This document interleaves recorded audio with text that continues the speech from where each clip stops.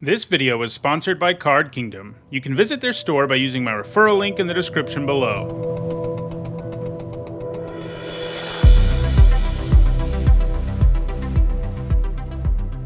So, strong pack. Our rare is not especially good. I mean, if it's in red, if you're red-white, it's fine, but it's not like a first pickable rare. I think what we're looking at is Fell Stinger, Voltaic Visionary. I think those two are cut above like the Epicure, who's sort of in the next spot. I do like this in aggro decks, but I think it's probably Fell Stinger. This thing is just bonkers. It can trade with anything. It draws you cards. You know, I love it. So I'm all about that life. The Fell Stinger life. Okay. I do like Foreboding Statue a reasonable amount. Good fixing, and it turns into a real threat. Unlike your typical mana dork. And this pack otherwise isn't great. You know, if we do end up with a lot of sacrifice, Doom Dissenter is good. But I think we take the statue here. Ooh.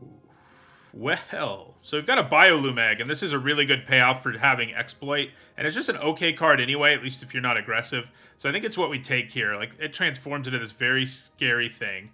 Yeah. Gift of Fangs is nice removal, but I think we take the egg. So, to say the statue keeps me open, like, it's kind of true, I guess. The thing to remember is you should still be open anyway after your second pick. You know, you're not locked in anywhere. So, Flame Blessed Bolt is really good. We've also got a Cobbled Lancer, which is a nice little card. I mean, I think we'd probably take the Bolt. You know, it's not on color with what we've done so far, but we already do have a little bit of fixing, and, you know, like I just said, we're still open. We're still going to take the best card in this pack, which is the Bolt. But it is nice, you know, the statue, you know, I wouldn't say necessarily it keeps us open because we already were open, but it is a card that'll make it in basically any deck we end up in, and that definitely matters. Interesting. So the best card here is definitely Infestation Expert. And the black, blue, and red in this pack is not very good. I mean, it's okay, but the Expert is so much better than, like, Siphon Essence that I just take it here. See, it's funny, I was just talking about still being open, and here we are. Sorta. Just taking the best card out of every pack. Okay. So, probably Gutter Skulker. It's not a terrible thing to sacrifice if we end up there. And it's an okay creature anyway. I mean, it does some work on its own. I do like Weaver of Blossoms, and I think these two cards are actually pretty close. And maybe, especially because of how we've picked so far. You know what? I think maybe we go with the Weaver. Yeah. Yeah, I think we go with the Weaver. I think it's just better than the Skulker in the end. This card is one, you know, I talked about it in cards I got wrong. I think I gave it a B, and it really ended up as like a C+, which is fine, but I think Weaver of Blossoms is also a C+. Ooh. So there's still a Whispering Wizard here. These, you know, Drogskull Infantry is good. Epicure is good. But the Wizard has a way, way higher ceiling than anything else. It does want you to be in a deck with a bunch of non-creature spells, but that's not that big of an ask.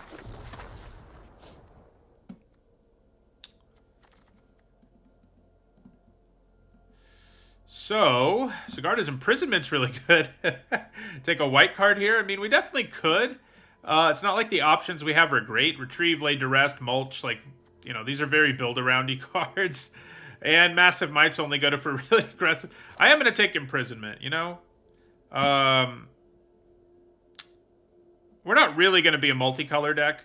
I mean, we might be 3-ish. Maybe we'll be splashing 2 colors or something, but I think we are taking the right cards. Okay, well, all right. So there's still an Epicure here. I think it's Epicure time. I mean, it's nice to think about Biolumag, but if we're getting these late Epicures, I think it's time to jump on board the train of red. Like in our last draft, I sort of forced the black-green deck just because it seemed like the fun thing to do. And we passed like 3 Epicures, and it's hard for me to do that again. We have 2 nice fixers in green.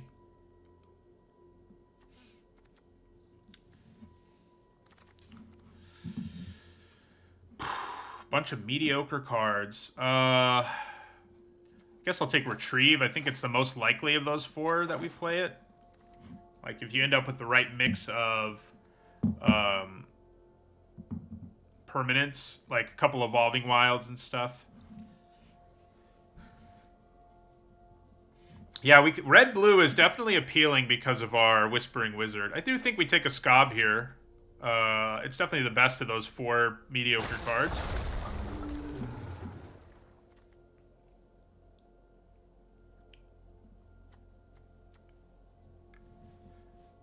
It is too bad blue-black ended up being so underwhelming in this format. I'll take an Apprentice Sharpshooter, sure. Hey, our friend the Phalanx. But I guess, you know, blue-black was so good in the last format that having it be really good in 2 sets in a row would have been tough. She's unfortunately not very good in limited. I mean, she's fine, but she's not the kind of thing that you, like, go after and really warp your deck around. She's just, like, okay, you know, like a C plus kind of card, even though she's a cool mythic. Probably take a Braid here. It's pretty great in this format. I do like Lamholt Raconteur, and if we're going to be blue-red, it is something I would want, but a Braid is something that'll make it in any of our decks. I mean, we'll even splash it probably. We already have 2 fixing creatures. So, whereas the Raconteur will not make it in any old deck that we end up in, so let's grab an Braid here. Another Gutter Skulker. I think we end up passing it up for Lantern Bearer. And it does feel a little like blue-red is where we're leaning. Like, our 3 red cards are all very good. Our 1 white card is pretty good. Our 1 black card's really good. And our green cards are nice, but they're not amazing. So I think we take the Bearer here. Okay. So Scattered Thoughts is interesting if we really end up in blue-red, but I like taking the Celebrant here because it's a good 2-drop in any deck. I can get behind it. You know, whether we end up in aggro or like a blue-red kind of spell deck. I like it. Like, yeah, our 3 green cards, you know, Expert's pretty good, but... And they're all playable, certainly. We're not, like, shoving anything bad in our deck, but they're not as good, I think, as our blue cards or our red cards. Or even our 1 black card. Like, if we're going to splash something, it's probably Fellstinger. Well, Skull Scob is cool if we were really trying to be in the blue-black deck. We haven't really seen enough to end up there, though, overall. This pack does not have anything good in blue or red, for the most part. Though, the Scob is okay. I mean, we've already got 1 is the thing. That's why I'm not, like, excited about it. And the Entomber is not great. It does sort of combo with Skywarp Scob, but, yeah. I don't... Do I have to take anything out of this pack? Okay, so we're going to take a green card, a good green card, a good green 2-drop. We do have green, you know, and if we end up in green, those decent 2-drops are definitely worth it. Screaming Swarm, huh? It's not a bad top curve to have no matter what deck we end up in. It's not amazing either. Syncopate's pretty good. Maybe I just want Syncopate.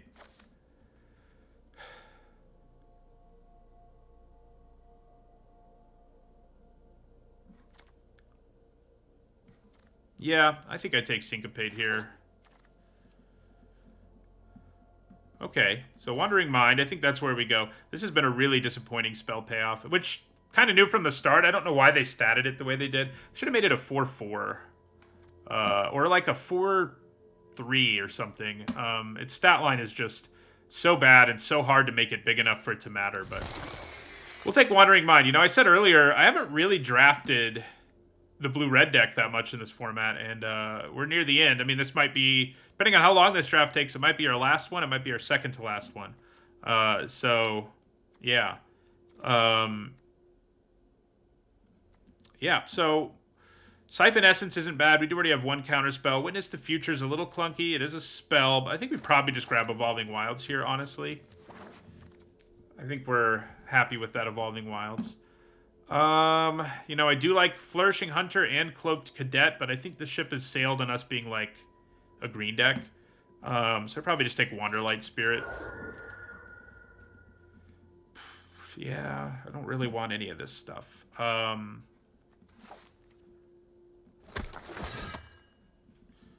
Okay, Lacerate Flesh is not a bad pickup here. So, I don't hate Pyre Spawn either, though it's certainly not great.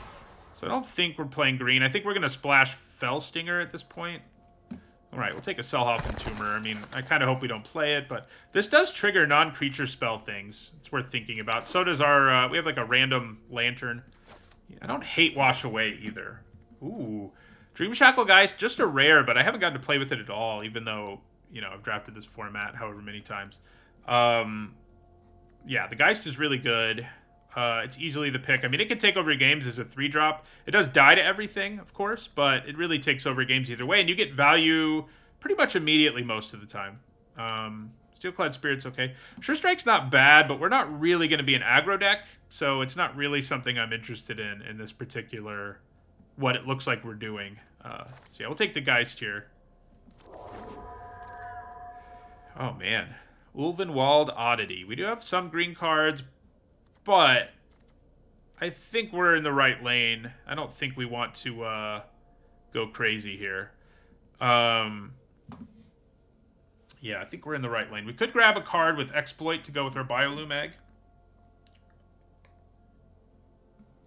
Fear of Death is a non-creature spell, but it's not very good in a deck that's not milling itself a bunch. We do have a little bit of a reason to mill, like our Skywarp Scob, but yeah. Okay, so here's a Rock on Tour. I think we're interested in that. We do only have 4 instants and 1 sorcery right now, so taking like Chills of the Grave and stuff, definitely something we're going to need to do, but I do think we grab the Rakan Tour here and keep an eye out for spells. So, Markov Retribution, how many vampires do we have? 2. That's not enough, even if it is a spell. Sure Strike's okay. I mean, we could splash Grisly Ritual too, I guess. I don't hate that. I don't hate that plan. I mean, this just isn't good in our deck. This isn't good in our deck. And we need spells really badly, so I think maybe we're going to splash Grisly Ritual. So here's another spell, but it is not one that you can just cast whenever you want to, and that's kind of a bummer. Steelclad Spirit seems fine as a defensive creature. Another Whispering Wizard. Okay. So I think what we may end up having to do is shoving like Lantern of the Lost and Wedding Invitation into our deck to really get there on non-creature spells, but I think it's going to be worth it with what we have going on. I mean, we're going to be putting in some subpar cards, like the Invitation and the Lantern, but they're not terrible, especially when we have all this other synergy for it, especially 2 Whispering Wizards. So we'll see how this pack goes, but yeah. Okay, so Vampire's Vengeance is a spell. It doesn't kill that many of our creatures. It does kill some of them, but I think I'm interested in it over these other things. This is a non-creature spell, but it's been very clunky.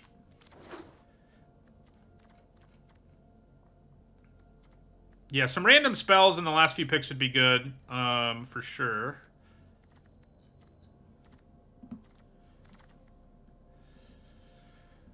Syncopate is a spell, but it's yet another one that we can only cast in response to something. Ceremonial Knife is interesting. It does trigger non-creature spell things, but I think Syncopate is probably still the better pickup, even if we can only cast it certain times. Yeah, I'll take another Spirit. I think we've got a good sort of ground game of defensive creatures, and then we'll sort of grind out value with Whispering Wizard and the like. We'll take Fear of Death. I don't think we're going to play it, but... Aha! Getting a Chill of the Grave here is great. So just getting one of those really makes me feel a lot better about what we've got going on. Maybe another one will wheel too.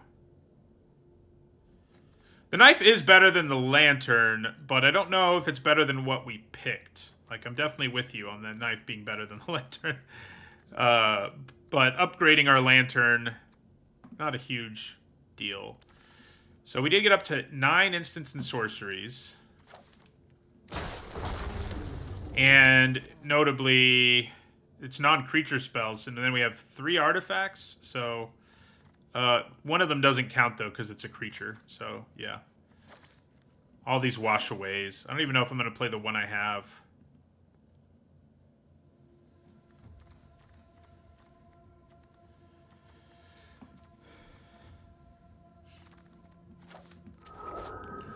Okay.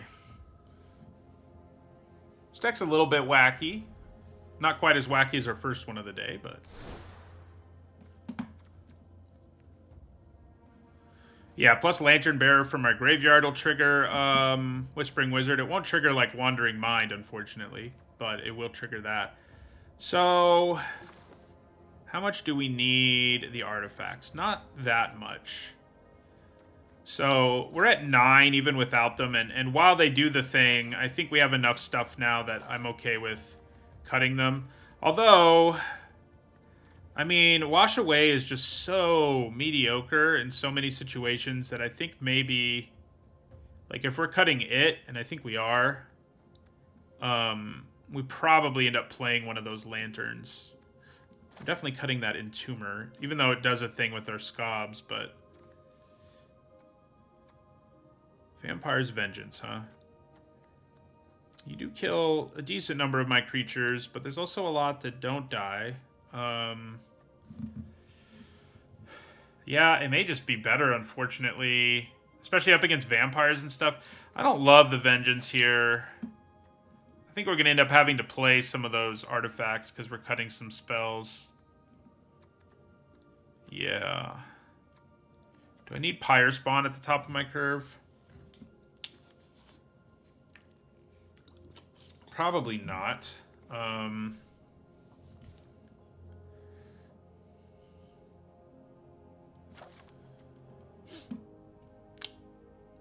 So that now that we've cut those things, we're looking at 8 instants and sorceries, and the fact that 3 of them are only things we can do if we leave mana up and get our opponent in the right situation, which I don't love. I like Syncopate a lot more than Wash Away, just because it's so much more flexible. So I think we end up cutting Wash Away. Probably cut Wanderlight Spirit. You know, I think we want a little more defensive-minded creatures in the early game. And then I think we're putting back in either Lantern of the Lost or Wedding Invitation. So they both draw us cards, which is cool. Hating on the graveyard just isn't as big of a deal in this format. But, I mean, it does matter.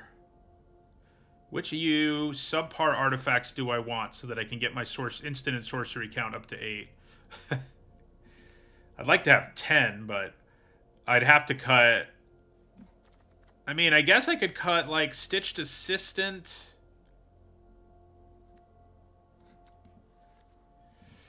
It's just the things we have to put back in aren't very good. I mean, Fear of Death is okay.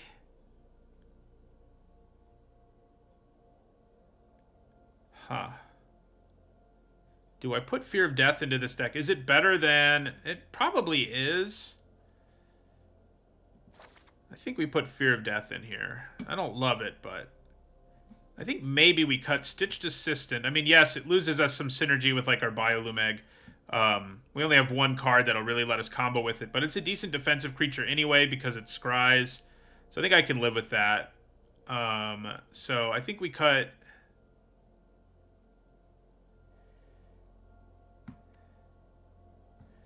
Would I rather cut a Scob?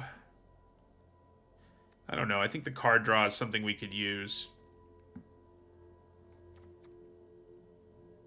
This is card draw 2.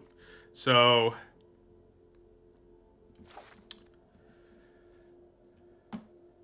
yeah. And then we put in, I think, the Invitation. We don't have a lot of vampires, so that part's not going to trigger. I guess we just don't have that big of creatures either. But we also have a graveyard we don't really want to exile, so I think we end up going with the Invitation as our last card. That puts us at 9 non-creature spells, which I think I can live with. And we do not want this many swamps. I think we just play 1, actually. And we want more islands and mountains? Yes. Because we have a wilds... oh. Right, we aren't playing green, so we only have the statue. What does that mean? I think maybe it means...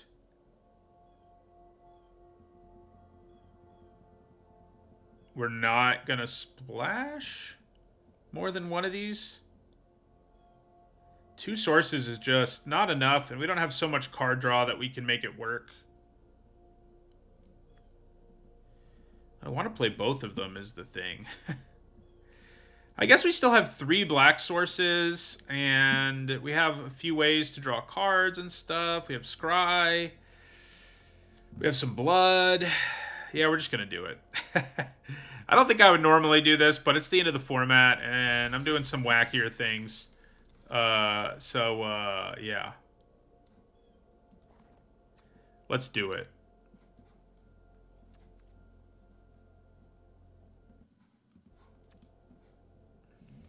Grixis.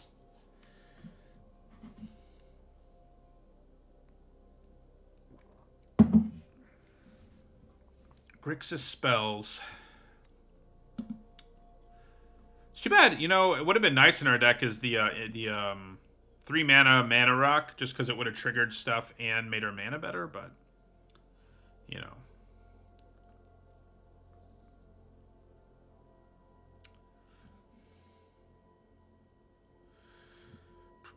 Kamigawa, I think, comes online on the 10th of February, so you got some time. The preview season begins in earnest on Thursday. And actually, I have a preview card this time around that I'll be revealing on a week from today, next Sunday. My episode, Neats and Notes is the weekly vlog series I do about Limited. One of the newer series, although at this point I think it's almost got 30-ish episodes or something. But I'll be doing Needs and Notes on Sunday next week because my plan is to talk about some stuff about Kamigawa, and my preview card is going to be the jumping off point. So it's a bit of an awkward hand, but it's okay. I mean, I think we have to keep it. We're gonna have to grab an island with our wilds, which is a little bit of a problem, maybe. When we've also got Fellstinger on our hand, it's definitely a problem, but I can live with that problem.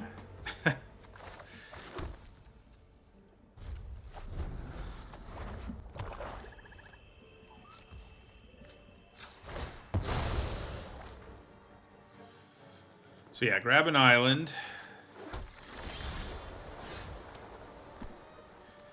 I think hoping to draw an island is a bit of a bad idea. I have a little bit of a groundwork on Japanese history, but not a lot. I teach world history. And, we visit East Asia every 4 or 5 chapters of the book. So there's Fear of Death. I don't really think we want to use it. Do I want to play Stitched Assistant here? Or do I just want to leave up Syncopate? I think maybe we just leave up Syncopate here. It's not like we can really do anything else. Fear of Death just doesn't matter. So, yeah, we'll just leave up Syncopate here.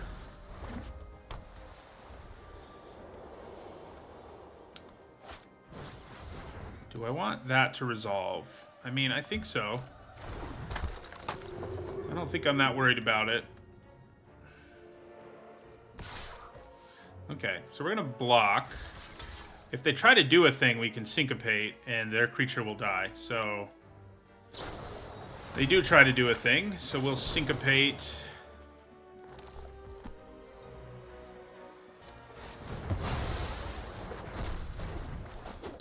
The almighty 2-for-1. Ooh. This is not going our way. Although I did just get a 2-for-1, that helps. But, yeah. So I basically have like a very, for what a historian would know, rudimentary knowledge of Japanese history is what I'm saying. Europe is really my wheelhouse. Stitch Assistant, sacrifice the spirit or itself. I guess Stitch Assistant exploiting itself is pretty good here. I think we want to hold on to the spirit. I mean, it's going to hold down the ground pretty effectively. So I do think we want an island with Dream Shacklegeist in our hand.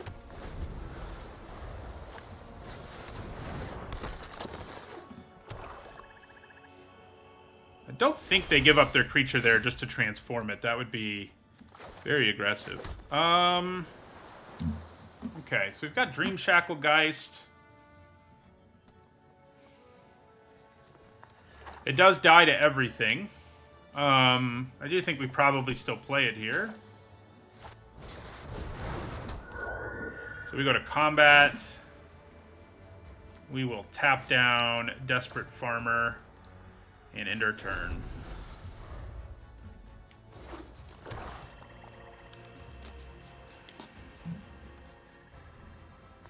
We do have 3 cards in our graveyard already.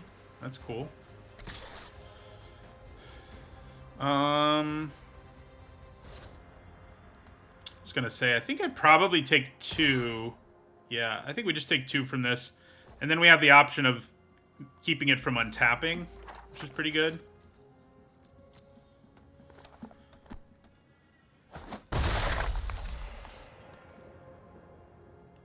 Unless they kill our Dream Shackle guys, but looks like they do not. Ooh, okay. So let's go to combat. We'll keep this from untapping. How likely do you think it is that they have a kill spell?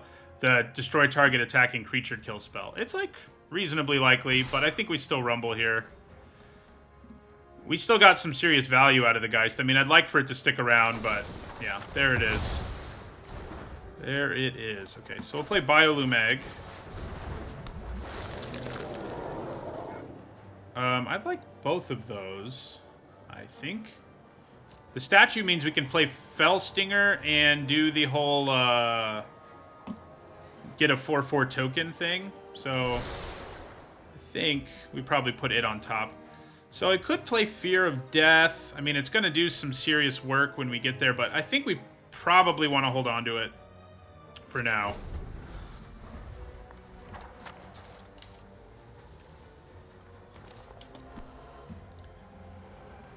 So, like, our guys basically turned into, what's that card called? We have it. The Chill of the Grave or whatever is basically what it turned into.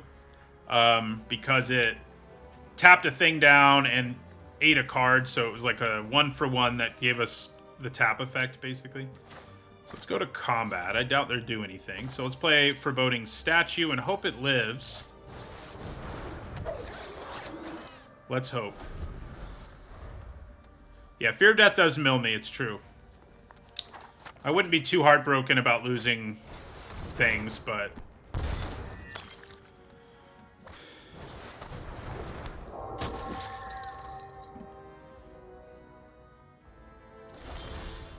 Okay.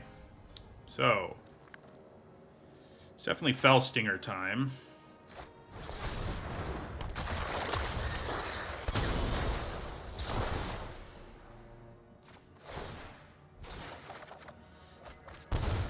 Hello, Whispering Wizard.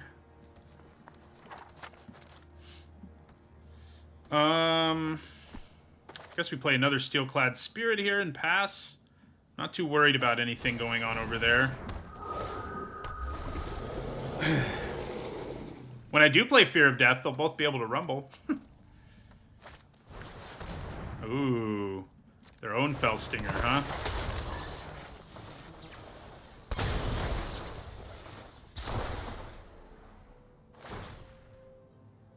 So, Fear of Death on that Death Touch creature is pretty appealing. Although, I guess the 4/3 also not a bad place to put it.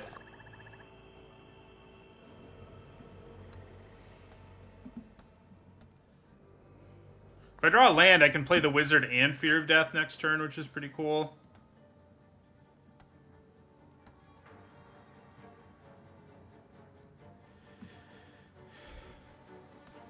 I'm gonna blow up our statue. Yeah. Wow, main board Sanctify. You don't see that every day.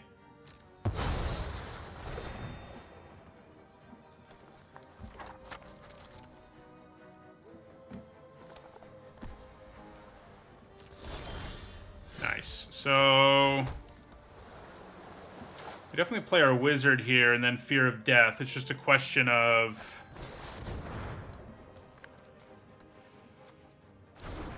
what do I put Fear of Death on? Death Toucher or Lifelinker? I guess the Death Toucher is more of a problem. since it can trade for anything. And then I can also attack with my 2 Steelclad Spirits, which is pretty cool. I guess the way my board currently looks, like, Fellstinger can already trade for anything.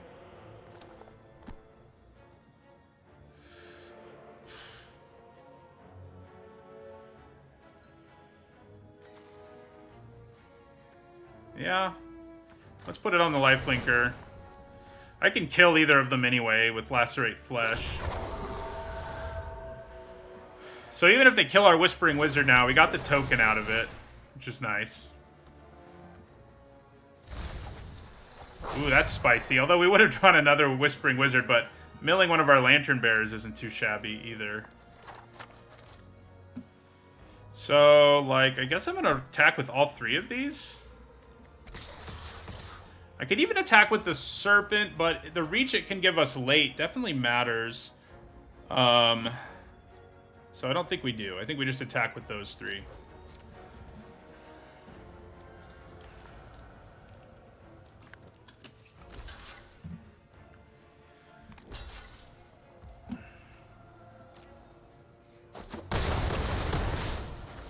Given the colors they're in, I mean, they could easily exploit this thing, and that's one of the reasons Fear of Death is kind of medium, but we really needed to jam as many spells as we could into our deck with 2 Whispering Wizards, so we just did it, you know. Oh my god, 2 mainboard Sanctifies. I guess if you have a bunch of blood, it's kind of okay, but, like, that seems interesting to me. Spicy. How big does it make it? Ooh. Too big for that. That's not good. That is not good.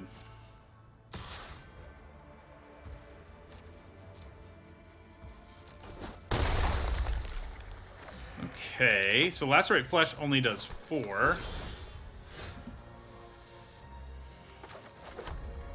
Alright, so we're gonna Lantern Bearer our Serpent, I think.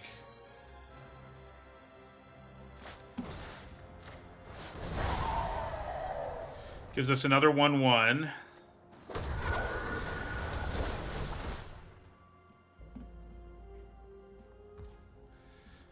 And we can't really outrace them.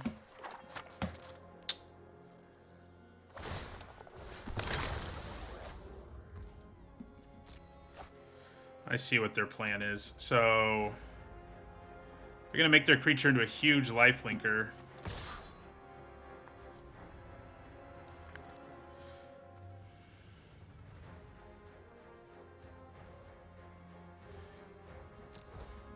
We're only going to attack for 1. Got to be a little cautious here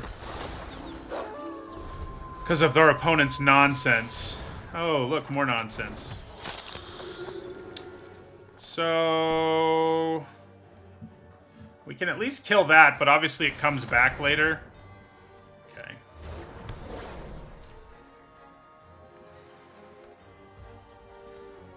Okay. Not loving our chances right now. That does help, though. I can permanently get rid of Edgar. I have to bolt him first and then lacerate him. They would still have the 5/5. But I think a 5/5 lifelinker is a lot less of a problem than what Edgar is. So I think we... God. Yeah. So...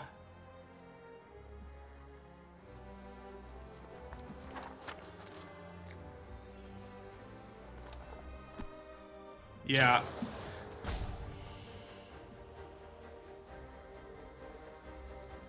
I mean, I guess I can attack first. Something to be said for that. No, not really. There's not really something to be said for it. So let's bolt him. And then let's lacerate him.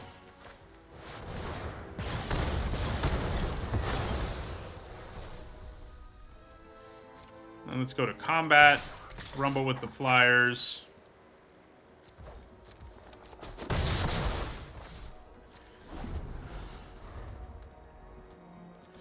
They may just be able to kill us here. It's possible. I mean, with the huge Depraved Harvester.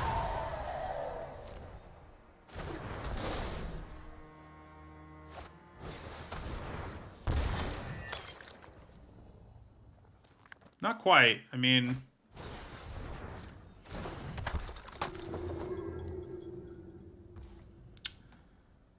So... We do have the one black removal spell, right? We left that in. Kind of need to draw it. Of course, we don't have black mana right now, so... That makes that a little less appealing.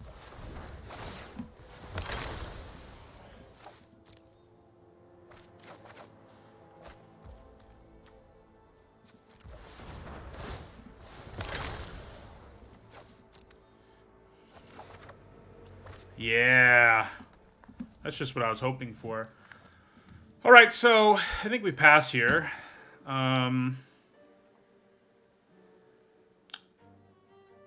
There's just too much power over there. I need to have as many bodies as I can to be safe. Plus, transforming that into a 4/4 definitely matters.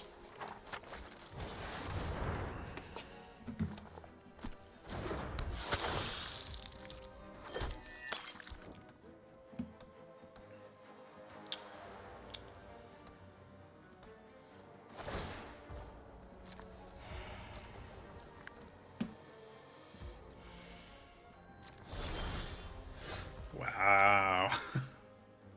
Not what we're looking for. In case you're wondering. Not even a swamp. Like, a swamp would be one thing, because then I'd be like, okay, I can draw my Grizzly Salvage or whatever. Whatever it's called. The removal spell. It's not Grizzly Salvage. It's a very different card.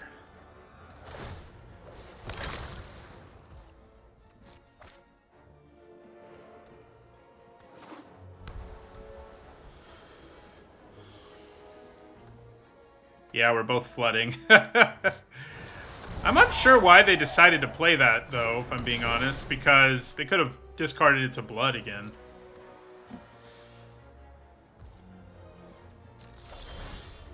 Ooh, yeah.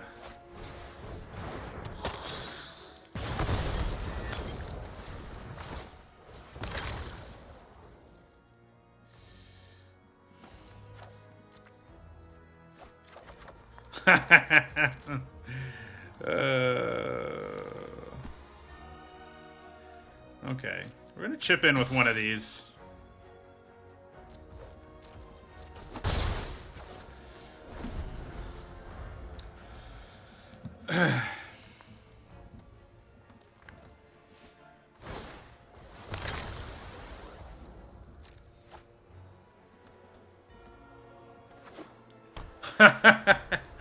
It is funny that we're both having the same problem, even with blood and stuff.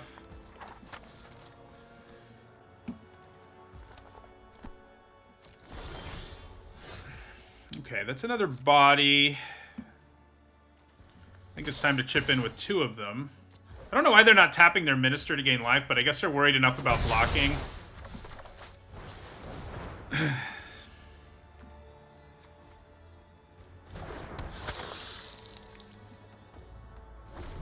We definitely have the better board. Uh-oh.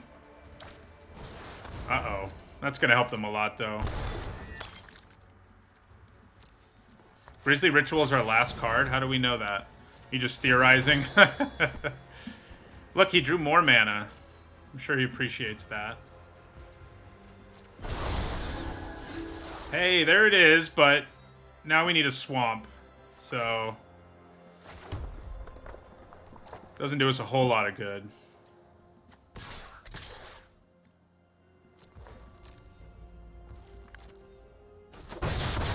The only thing left in our deck is the swamp. Like, the only thing left that can let us cast our ritual is the swamp. So they have 8 cards left and we have 9. So they're gonna rumble finally.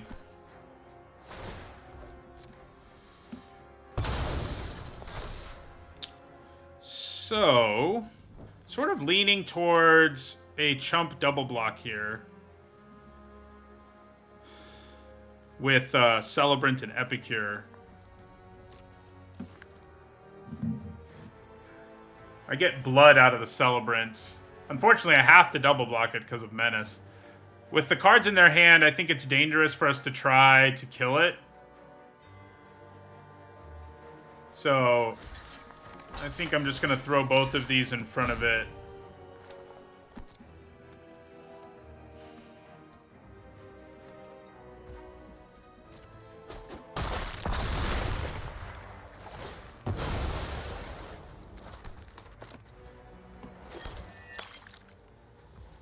Alright, so we'll crack this blood.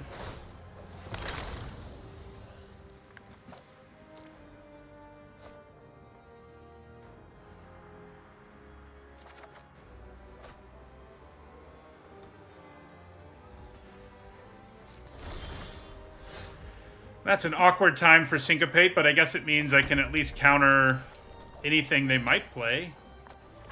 Kind of think we have to stop attacking again since we've lost so many bodies. We do know that we can break up, like if they do try to attack and we can double block again, we can break up whatever they try to do with Syncopate. So actually, I think we chip in for 1.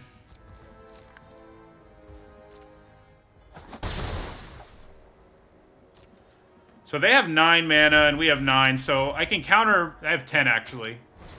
I can counter basically anything they play, including that. I get another 1/1 out of it, too. So I think we probably do it. Another creature is definitely a problem. So we pay... They have 7 mana, so we pay 8.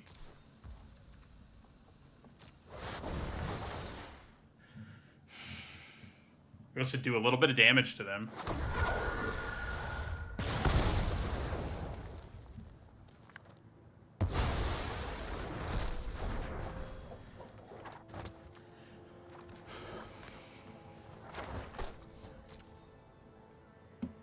We can't Syncopate now, like, if they attack us, but...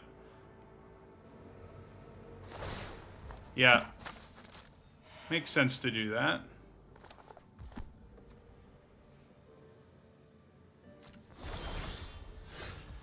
Okay. That does do something. Mostly kill the Traveling Minister. That's the main thing it does.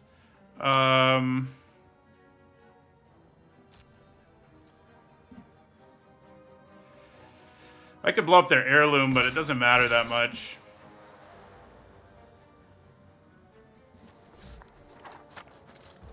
Chip in for another 1. I should have done 2 because I have a braid, now that I think about it. Yeah. You know, it's interesting they haven't gone after this yet with, wait a second. Doesn't it have... Am I an idiot? Is it just not showing? I thought this had Sigarda's prison thing on it this whole time. Wow. Oh, it does. It's just not showing, okay? I was about to say, I am an idiot. Whew. Luckily it does. It is there, it's just not showing when I hover.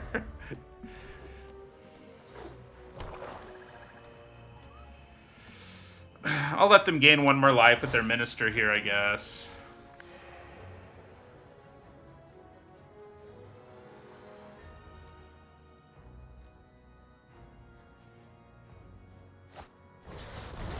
That is not good. This is the first game I've ever really seen Supernatural Rescue do some work, and it is doing it.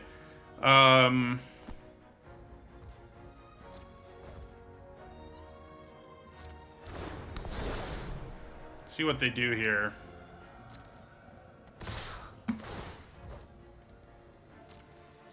I think we can say with relative certainty that they can't interact here.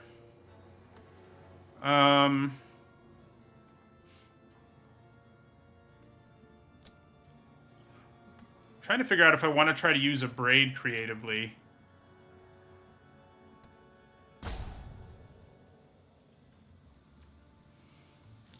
So I could kill the minister and get another 1/1 token.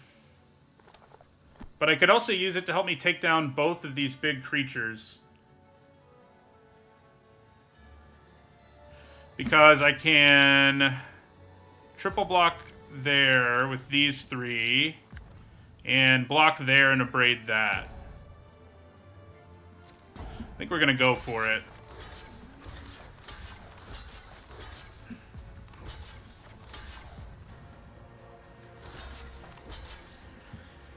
See what happens.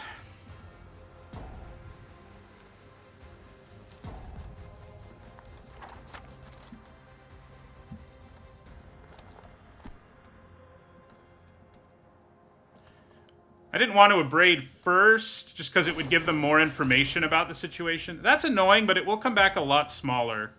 So there's that. Now we will abrade the Socialite to get another 1/1. So they're going to gain a bunch of life, but the thing comes back as a 4...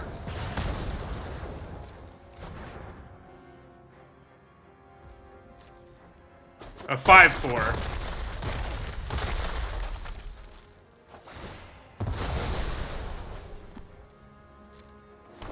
Oh no, it actually comes back only as a 3/3. Haha! I like it. Don't love that though. Yeah, I don't have a great situation here still. I mean, I could try to race, but this has lifelink. Yeah. Yeah. Maybe. I mean, I think we'd made the right move, but I don't know that it's going to work out for us to kill them in time. We're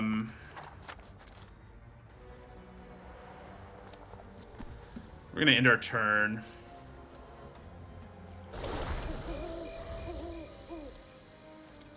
Yeah, hoping they mill out may be our best strategy at this point.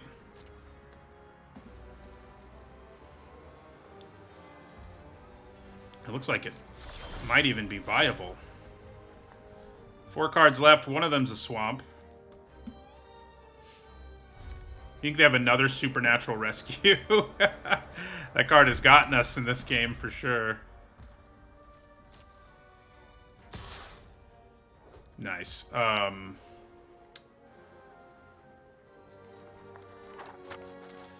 trying to think what they might have planned here. There's not a whole lot that scares me enough. I think we just take it.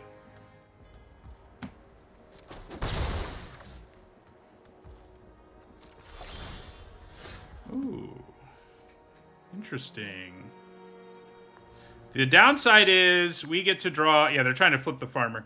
The downside is we would draw a card. And we don't really want to do it yet. So I think we're kind of hoping to deck them at this point. Yeah, so we'll pass the turn here. They go down to 2.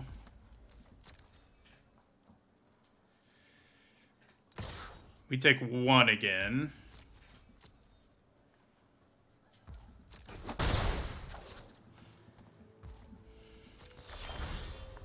Another card that draws us a card that we don't want to play.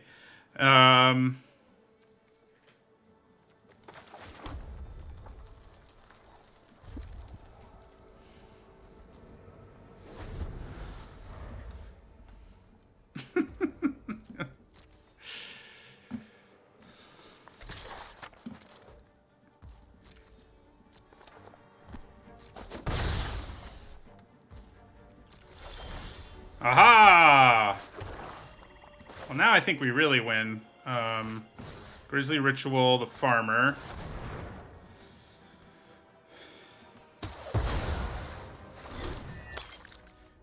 And pass the turn. It is not optional. No. Can they kill us here?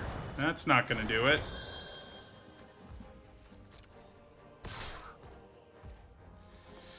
Well, now I may as well block.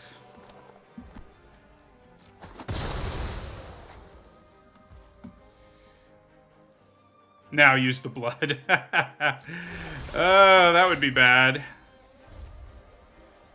So now they get decked and they lose. We won via mill. What a weird game that was. High 60 card Crusader. I'm excited for the Kamigawa set review too. Set review time is a good time. It's a lot of work, but it's the kind of work that, you know, and it does make one tired, but it's the kind of work that's like really fun. So, hey, all of our colors very easily. Nice one drop.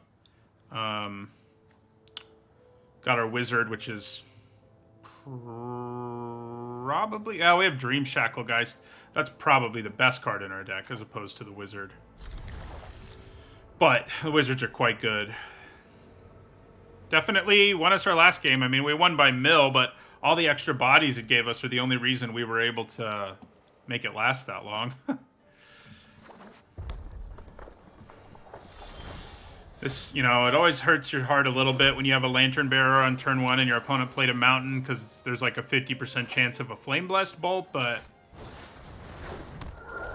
Okay, didn't happen yet. So there's that.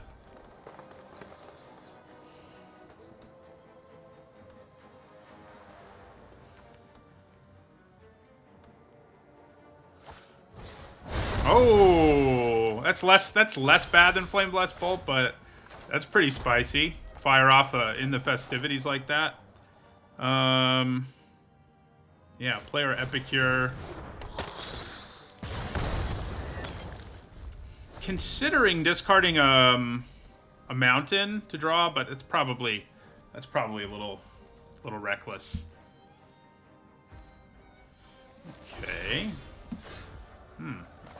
Well, I was going to play our statue, and I still could, but it definitely feels like Voldaren Epicure is... Sacking it to Felstinger is probably better. I mean, I can still play my wizard next turn. I mean, the mana is great off of the statue, but... And then it transforms. I mean, maybe I can wait it out a little longer, actually. You know what? Let's play our statue.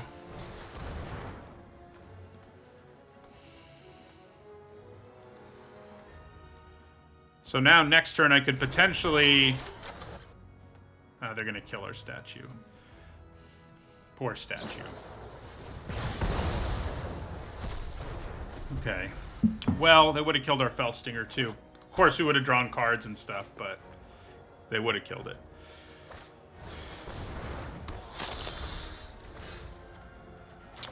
So... Yeah, I mean, I think given what our opponent has, I'm a little afraid they'll kill our Whispering Wizard. I think I'm just going to play Lambholt Rock on tour here. It's big enough that it causes problems for them. So, yeah.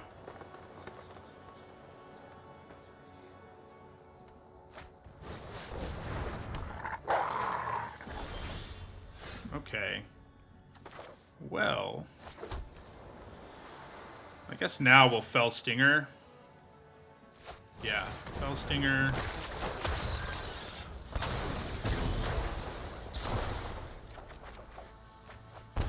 Syncopate's not bad. So Fear of Death will make Lightning Wolf too small to attack us. We do already have our black mana, which is good. There are things we don't really want to mill in our deck, but we can't really, you know, the probability of it happening isn't that high, and it's not like we don't already have a good hand. So yeah, I think we put Fear of Death on Lightning Wolf here.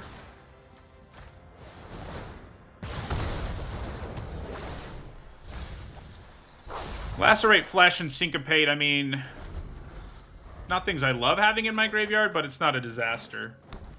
Hitting lands would have been nicer, of course.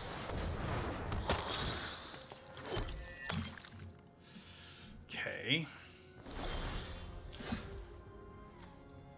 Okay, so I think now we play Whispering Wizard. And then we play Wedding Invitation.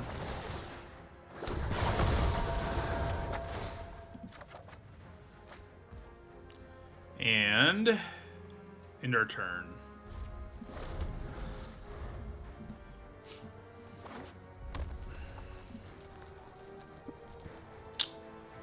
Definitely think if the Celebrants attacks, I would throw Felstinger and the token in front of it. Kind of doesn't look like it'll be attacking, though.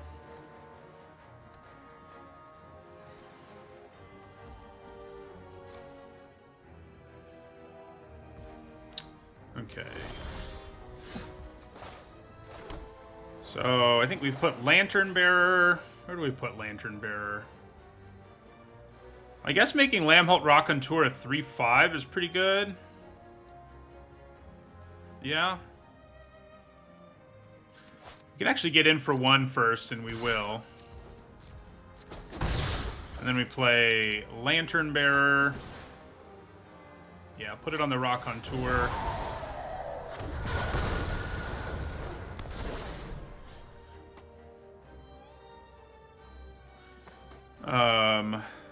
And then we end our turn. Yeah. Leave up Syncopate. We can counter most things. Really cheap things, not so much. But most things we can counter.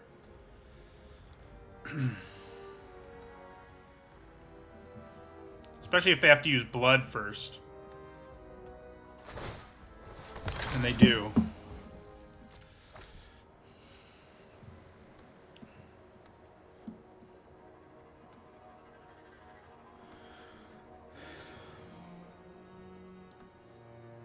If they don't play a spell, that would be cool for us.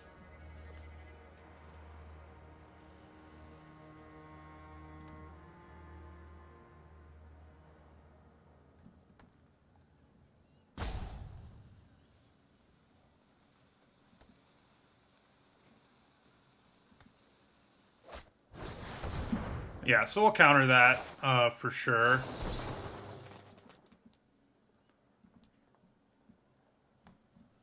I guess we don't have to pay it all. They only have 1 mana, right? So yeah, we'll do 2. That way maybe they think we can do another thing.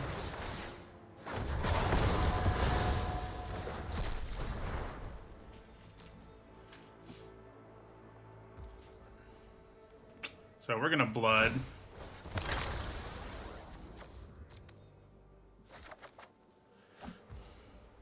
Okay.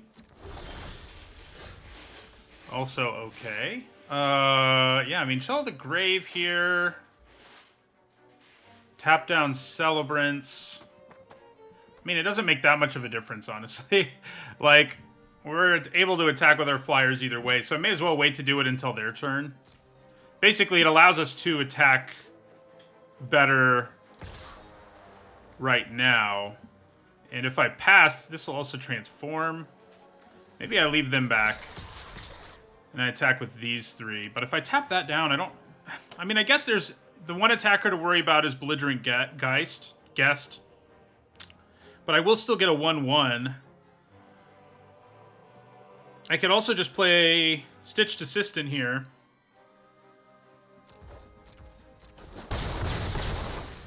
And give up one of these flyers because I'm going to get another one anyway. That seems pretty decent to me.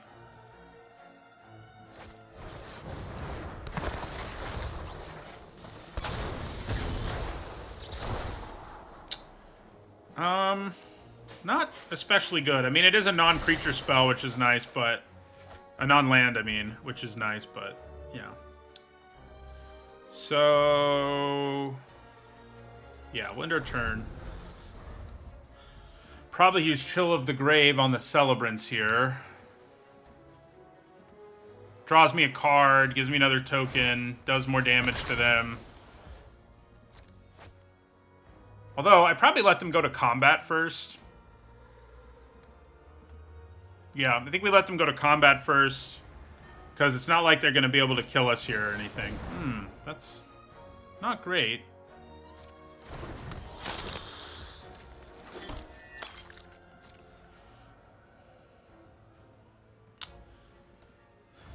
Alright, so we're going to go ahead and Chill of the Grave here on this.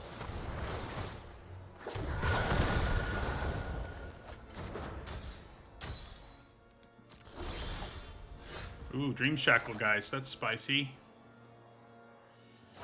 So I can attack them for 6 in the air and 3 unblockable. So yeah, that should get us there, even without our Geist.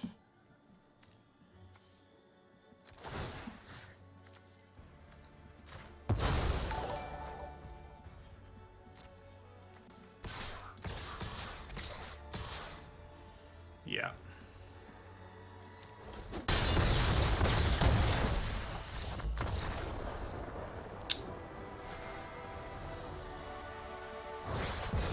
Could have played the Geist, I guess, just to do it, but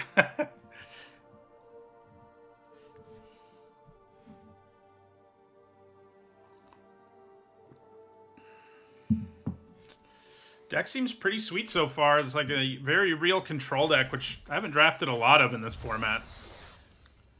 But when you have a bunch of Whispering Wizards and stuff, this deck definitely could be better. Like, the kind of spells we had to jam into it to make it work. Like, you know, we could have had a better deck for sure, but I do think it's pretty powerful overall. Yeah, I mean, Wedding Invitation isn't something optimal to play in this deck, I don't think, but because we had 2 Whispering Wizards, a Rock on Tour, a Wandering Mind. I think I'm missing one of my non-creature spell payoffs. I kind of had to jam in some subpar things like the Invitation. Obviously, it won us the game there, but it's mostly in the deck because it triggers those things and draws us a card, you know. Interesting. So, oh boy. I think we can keep this. I think we can do a good enough job of getting our shields up that it's okay. This could definitely go sideways, but going down to 6 cards is just so bad. And we drew red anyway, which is good. Like, that's what we're going to need to do. But having a hand where we could play 2 spirits, definitely... They're definitely nice little creatures to have against the aggro decks in this format. Yeah, Kaya also...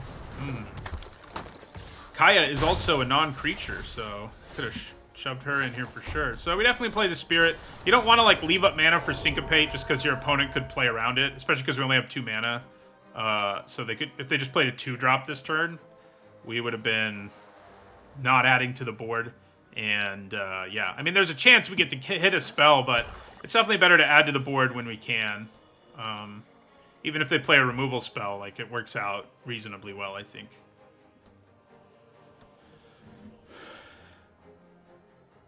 Haven't seen this card see a whole lot of play. My guess is they have the Vampire Lord that we already had to deal with once. Ooh, spicy.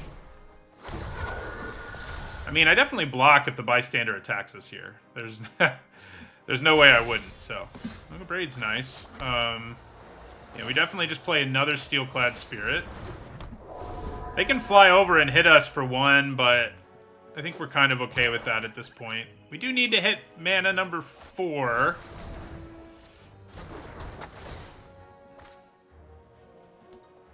For sure.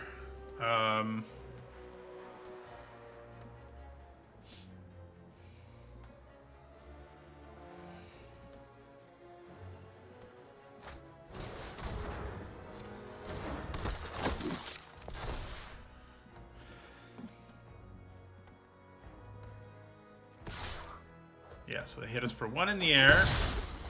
Please give me a land. He did it. So yeah, we play the Rock on Tour here. We're, you know, if we can add to the board, we should. That's generally the right way to play with counter magic and limited, especially one that can do stuff all game long. You know, if we had like Force Spike or Mana Tide, that's a different animal, but we do not. So yeah, we'll play the Rock on Tour here. Gets us another nice defensive creature out there.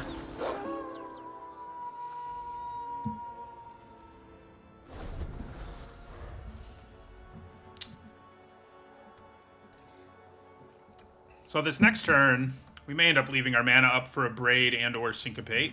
Depends what we draw. Because right now we're not adding to the board this turn.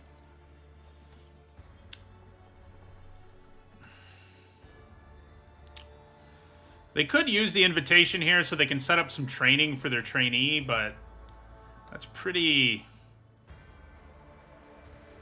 minor. I mean, it's okay. They did draw a card off of it. Anything you get out of it is free, but... Okay, so they're going to go after our Rock on Tour. Oh, they can't. It's 4 mana. So they have to go after a Steelclad Spirit. I can live with that.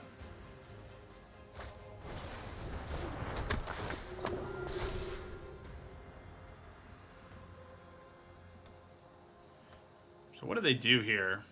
They have some attacks, but none of them are great, other than attacking with the 1/1. Attacking with the 1/1's pretty good for them.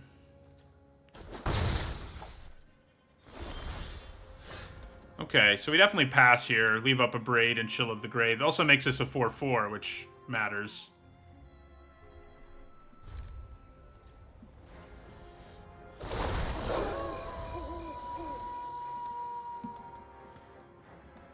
Yeah, advertising that you have it isn't great, but the fact is, like, trying to leave mana up anyway is usually going to be a bad plan, so... we need to get our army of 1/1 tokens going. This can transform at some point. I think we probably end up abrading it if we're given the opportunity here. Like, if they play something we can counter with, you know, Syncopate. Ooh, interesting. So I could Syncopate this. And I probably should. It's getting +2/+2. This is getting... That's going to be a 4/5. I could also just abrade the Panicked Bystander. And then they don't have that great of attacks. Granted, finding a window to play Syncopate again is far from guaranteed, so I probably should just do that. Yeah, we'll just Syncopate. Yes.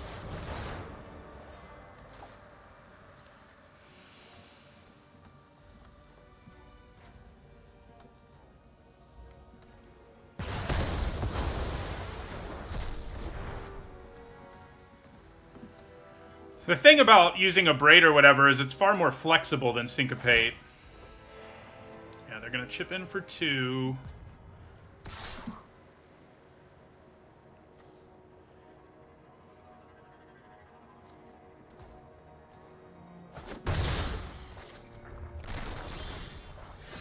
Okay, Lacerate Flesh.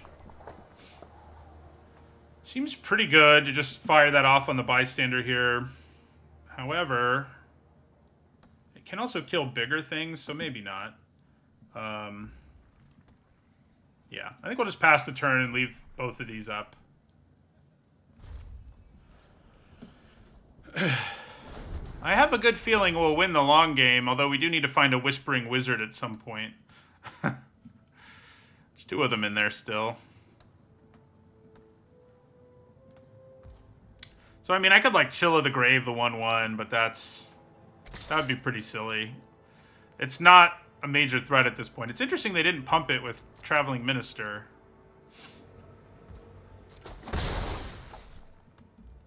I'm glad they didn't. Alright, so let's go ahead and try to abrade Panicked Bystander here.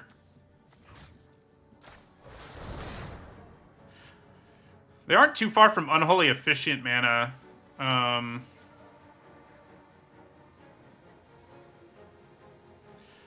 Think they can put 2 creatures into play at instant speed? That would be bad. They can't, but they can do that. They do lose the aura, but it comes back as a 3/3.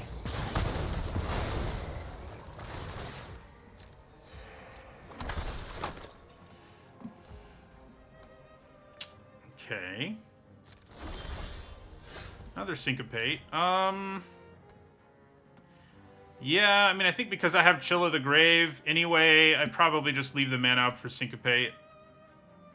Instead of lacerating something's flesh here.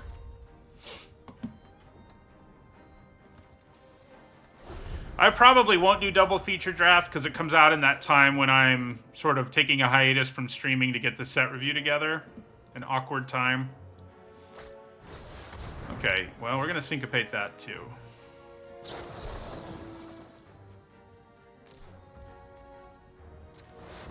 She would definitely be a problem on this board, so we do kind of need to get rid of her.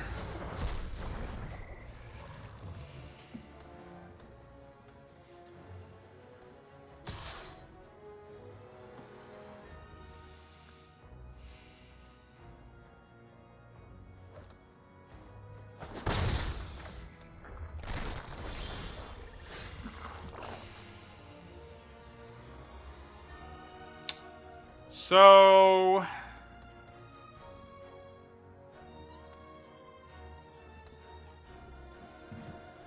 Stitched Assistant, kill itself. I mean, if I play the Assistant and sack like the Spirit, I can still cast Chill of the Grave on their turn. But I don't know how good that is, honestly. I think maybe just Lacerate Flesh on Panicked Bystanders where we want to go here. Yeah, it probably is. I mean, that Unholy Officiant could become a very real problem, like, the later we get into this game. But... the Panicked Bystander, they could easily find a way to transform it. And then it's a problem, too. Yeah, so let's go ahead and take down the Bystander. Do you think they have another card to save it? No.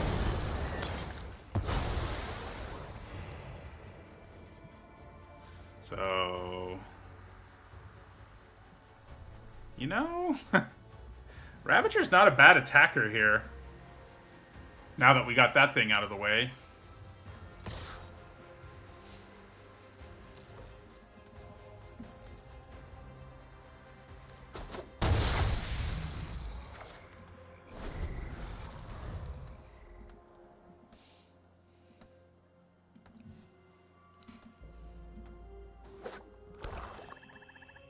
So they're at 5 for their efficient.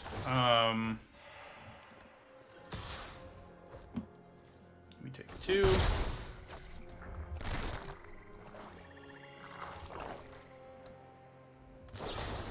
Aw. I was just starting to think about how I might find a way to do lethal. Ooh. Yeah, that's pretty good. Let's play Dream Shacklegeist here.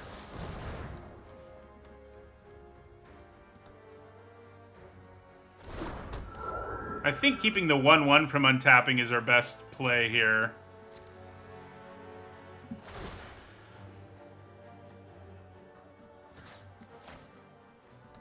Had enough of it. Chipping away at us all game. So if they can kill our Steelclad Spirit, we're going to be in some trouble. Another flyer.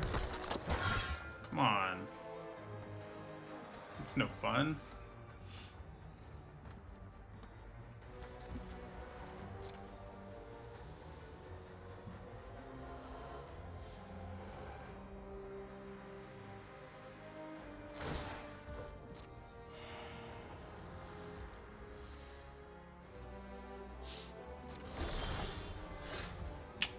Now we really need black mana.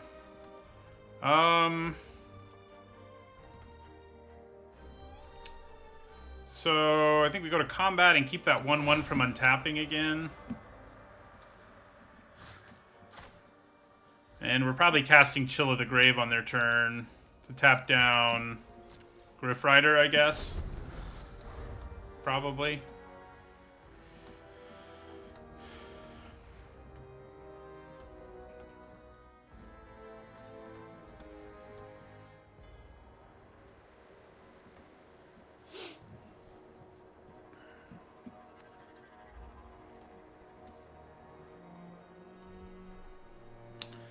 I guess play the Assistant just and sack itself. No, I wouldn't have also been able to play Chill, though, because it wouldn't be in play. Okay. Well, now we definitely use Chill of the Grave on it. However, maybe we wait to see what they try to do before combat. What they try to pump, in other words.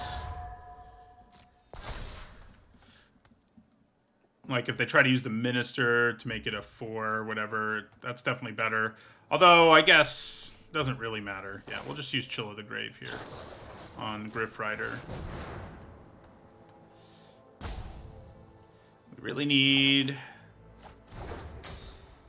a few different things. There are a few different things we really need. Discarding Lantern Bearer is a little intriguing because putting it on Steelclad Spirit is a thing, but I don't think we do it.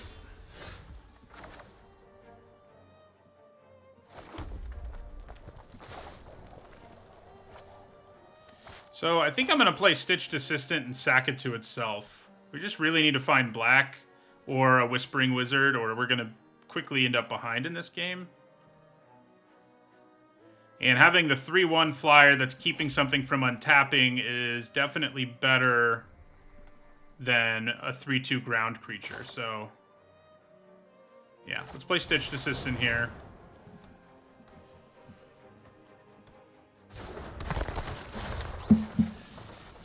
I don't want to play the Bearer first because they have so many 1/1 tokens that I'd like to kill. That I think being able to trade for 1 token and then put it on another thing is really good. Okay. I already played a land this turn, unfortunately for me, but that will be helpful. Eventually. Definitely should not have played a land first. So, yeah, I definitely think we go after the token as opposed to Traveling Minister. And we actually have an attack. Oh, no, we don't. I guess I could have tapped it and attacked for 3, but I don't think the exchange is worth it there. Maybe it is. Since this already isn't untapping, maybe it was worth it.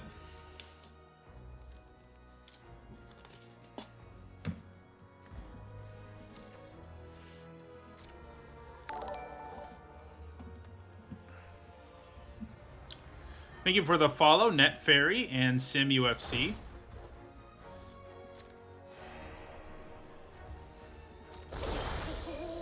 Oh, that bolt's good.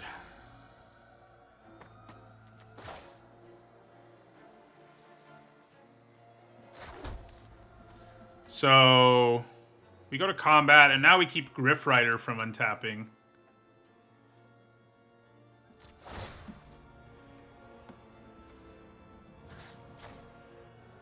I think I'm going to use the Bolt on the Efficient here when they try to use its ability, because I think it's going to be more of a problem as this game gets longer than anything else is. So, well, they didn't do it, interestingly enough. Thank you for the follow, Outlaw Coach. That's going to be a problem. Might have to bolt that now.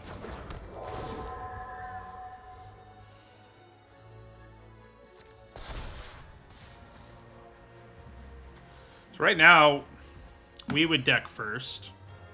By a lot, actually, so can't rely on that this game.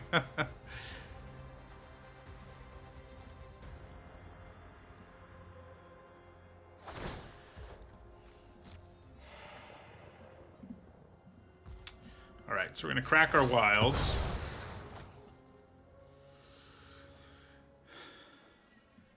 Get our swamp.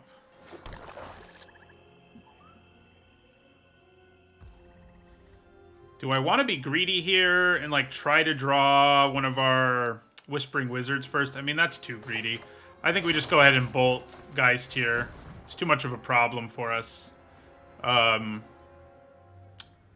Tapping down one of our creatures every turn is just a very real effect. They may have a trick here to save it, which would not be good.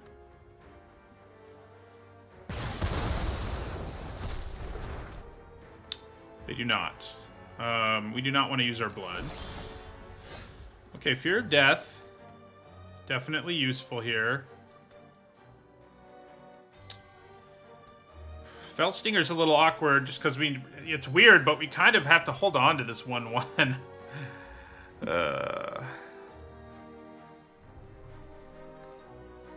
Just because of the board we're looking at.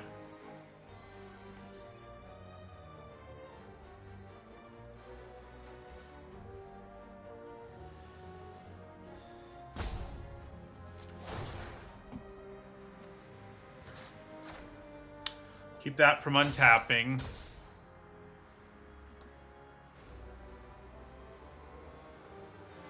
No attacks. I think Fell Stinger, Sack, Steelclad Spirit isn't bad. Yeah.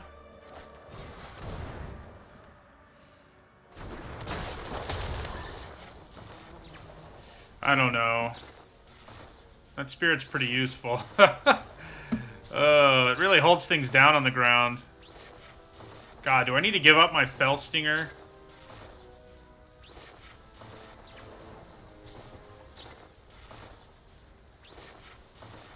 I think we sack Fell Stinger. This is a weird situation. I mean, I guess sacking the bearer makes sense. Let's sack the bearer.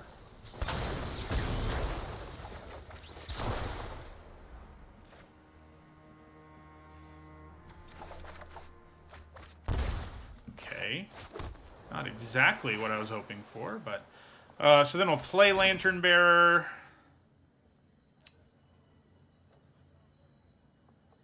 On Fell Stinger? 4/3 Death Touch, Flyer. Seems pretty good. Better than a 4/4 that can't attack very often. I mean, the 4/4 blocks better, but I do think we put it here. Uh-oh. Second there, I thought they might have something. And then we'll end our turn. So, not finding any of our big win conditions has been a problem. We're running out. I mean, we have a decent number of cards, but our opponent is, you know, legitimately coming after us as well. I guess I may start rumbling with Fell Stinger. It's not a terrible plan.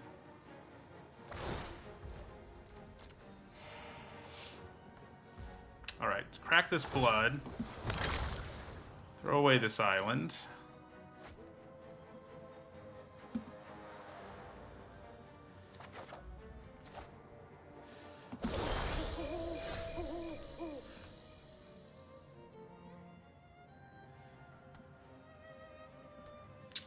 We are in an awkward place. Like, if we don't draw our win conditions, you know, the token makers, I don't know what we do. So, they can pump this and then up to big enough that it's a problem, but I guess I'm going to let them do it first before I try anything else.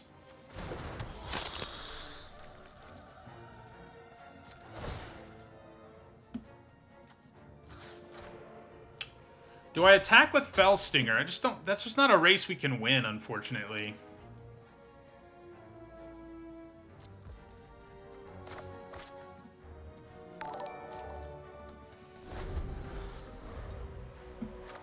And we're going to run out of cards first this time. I mean, we can't count on decking our opponent this time around.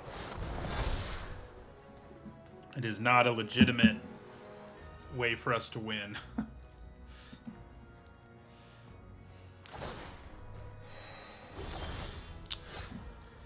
Okay, so in a technical sense, Fear of Death will get us closer to our win condition, but how many spells have we used? I mean, we have more, but not so many more that, like I want to draw it and play Fear of Death in the same turn. Like, I think that's going to be the kind of turn that we need.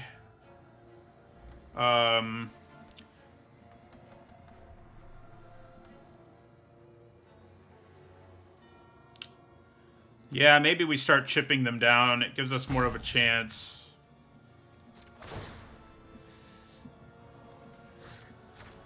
That's for sure. I mean, the thing is, they can attack us pretty hard in the air with Traveling Minister. Like, this is 3 damage that we can't really do anything about. So I actually don't think we can attack. Do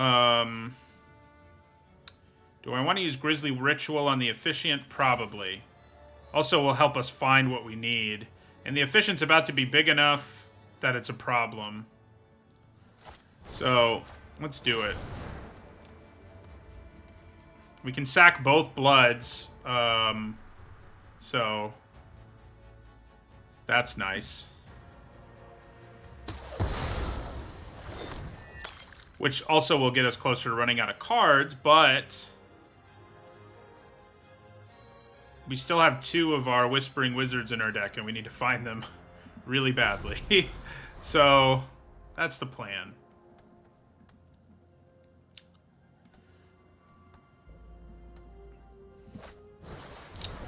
Well, we're seeing some more main deck Sanctify today.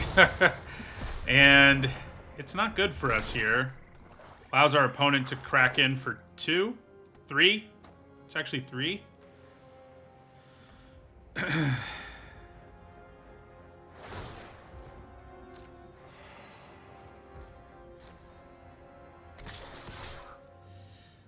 Yeah, and I don't want to block with Dream Shacklegeist at this point.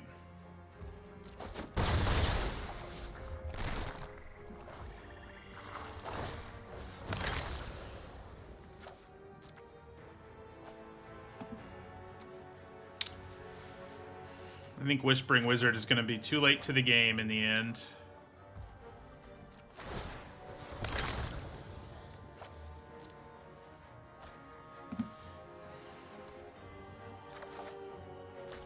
If we ever draw it.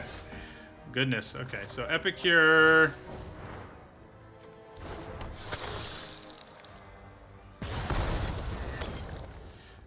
Earlier in this draft, Bean Doggerel, we saw someone else play at main board. We don't have any black cards left. No. Yeah, so I may as well tap this. What do you think? Are both our Whispering Wizards are on the bottom? Is that what it is? Oh my god. 8 cards left. 2 of them are Whispering Wizards. Fear of Death. Like, I might have to use it here to not die. I do actually have a reasonable enough attack here, which is nice. So we go to combat. Keep this from untapping. And attack with these 3? Yeah.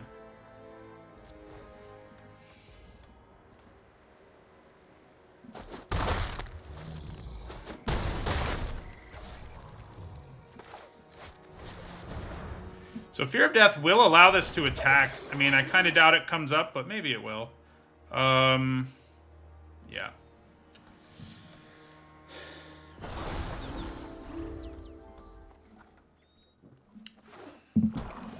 Whispering Wizard definitely feels like it's going to be too late. Especially because it can make something unblockable at some point.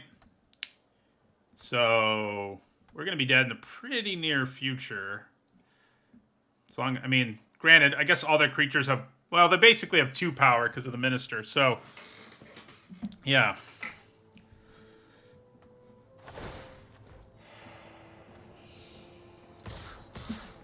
So we go to 3 here.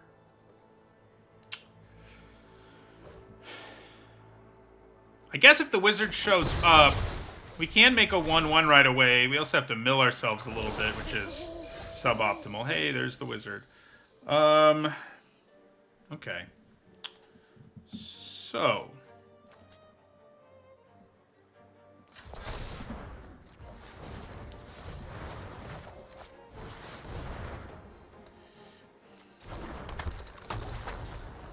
And then... Well, I guess we probably want to attack first. We can't really attack with Dream Shacklegeist. Is keeping the Minister from untapping more important here?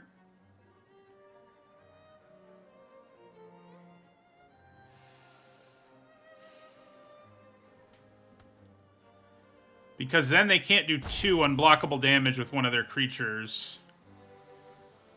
But... No, I don't think so. Griff Rider's a pretty big problem. Could I do lethal here? Am I an idiot? 3, 6, 9, 11, 12. Not quite, but we could have gotten pretty close, because Fear of Death would have let me attack with the ground creature. Alright. So that's going to leave them. They'll have 4 attackers. I'll have 4 blockers, and I'll also make one of their attackers into nothing with Fear of Death. And get another 1/1. Yeah. So, we don't attack with the Geist. We can't afford to, but we can attack with these 3. Oh, that was stupid. My Epicure's dead. Maybe they'll be too scared to block. Definitely should have left it back. It doesn't matter a ton, but leaving it back as a blocker is definitely better. Although, they did let us get in for 1, which I like.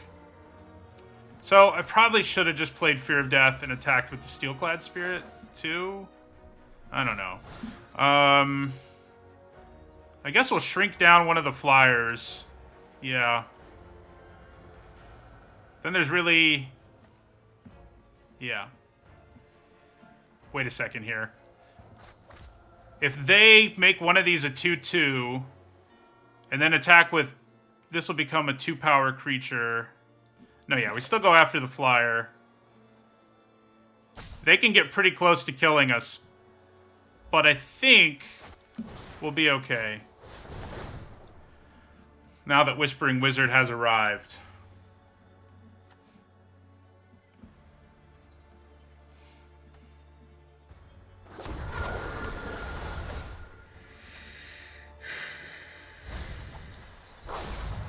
Wandering Mind might have been nice, but I think not dying this turn is nicer. God, that was definitely all a subpar attack, because I was getting a token, I really could have attacked with my Geist, too. I could have...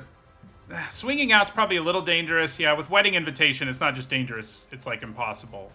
So, I'm glad I did it that way, I guess. Now that I'm looking at the board again. There's a reason I did it this way.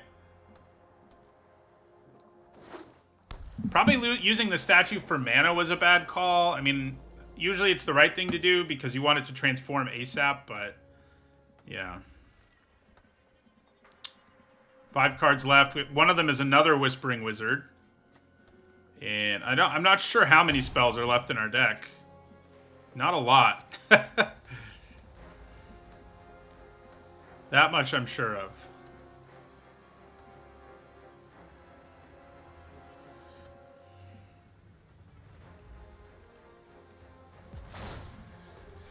So they make it a 2/2. I can make it unblockable, which will drop me to 1, but I can block the 1/1 flyer.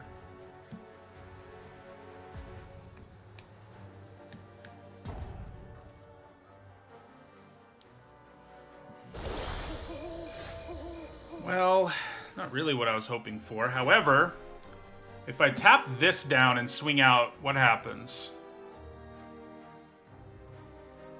They'll have 2 blockers, and I'll be attacking them with 3, 4, 5, 6, 8, 9, 10, 11, 12, 13, 14 damage. They'll block 6 of that.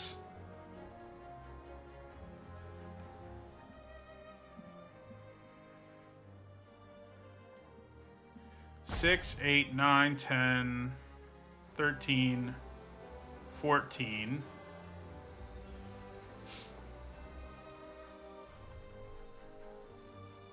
And they can block 6 of it. It's not quite enough to kill them.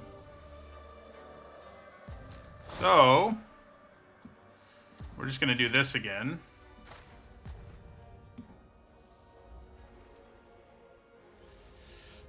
And then I think we rumble with these 2. Yeah.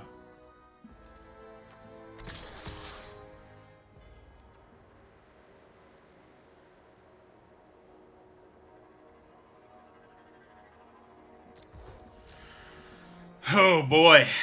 It's an intense game. It's gonna be close.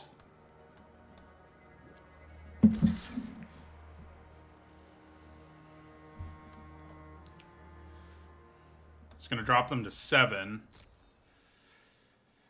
Probably.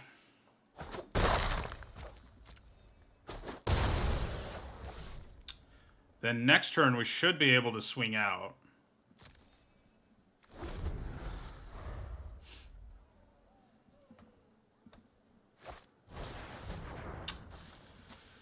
Yeah. So I think go up to 8 here. We kind of have to swing out now because the Efficient will be big enough to kill us next turn, so we don't really have a choice. But we can tap down 1 blocker with the Geist and swing out. And it feels like lethal should get through, right?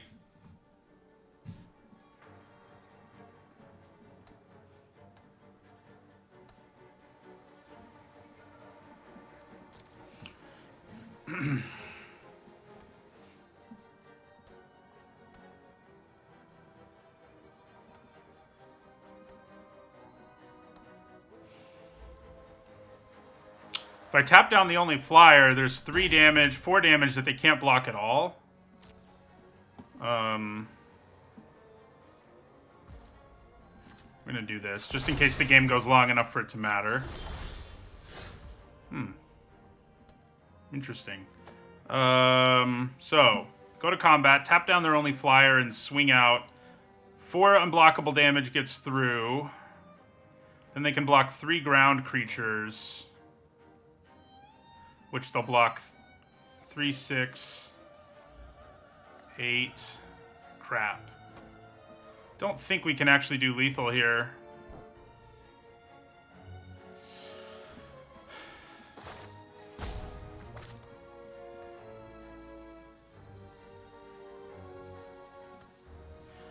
But we have to try.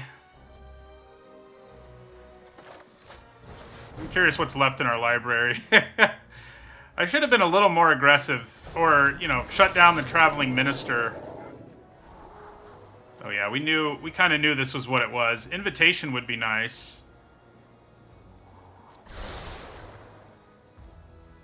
Yeah.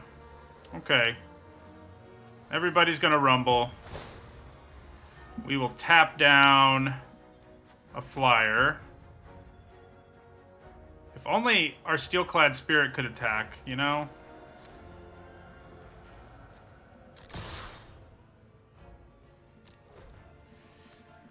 Maybe they have to block with the Efficient, but I don't think so.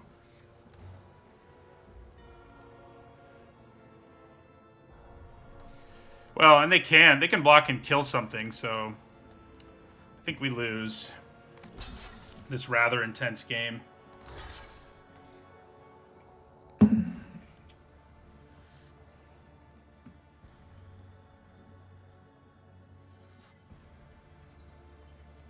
Was my math wrong? Do I actually get through? They can block one more thing. No. I can only do 6. 4, 5, 6. Yeah. Oh, I do get blood. Don't think it makes a difference, though.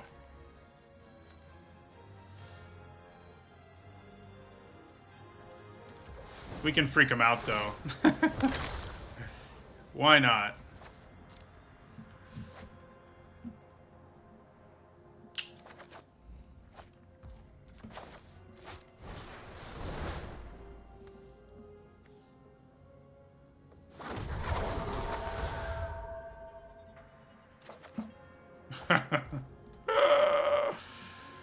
All right, we lose, just barely. Yeah, maybe they forgot about Wedding Invitation. That'd be cool. I don't think they did, though.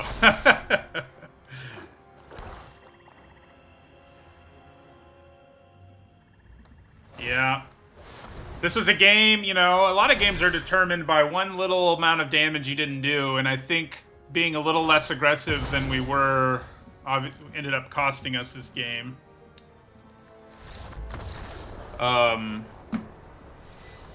Yeah.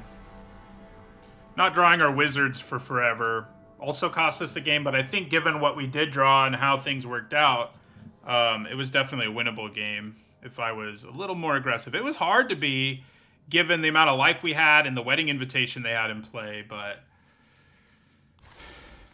what a weird sentence. Wedding Invitation they had in play.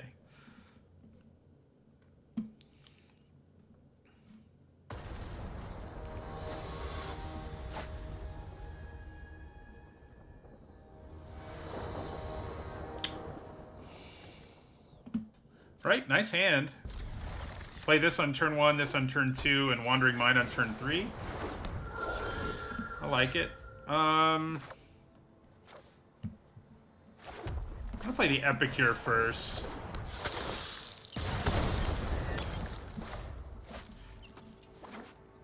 Finding a way to like replay our Epicure when they were at 1 would have been funny.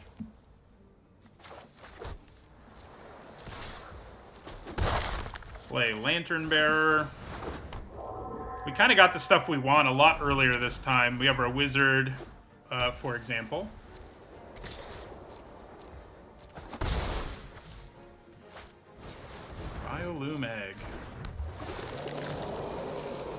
Biolume egg.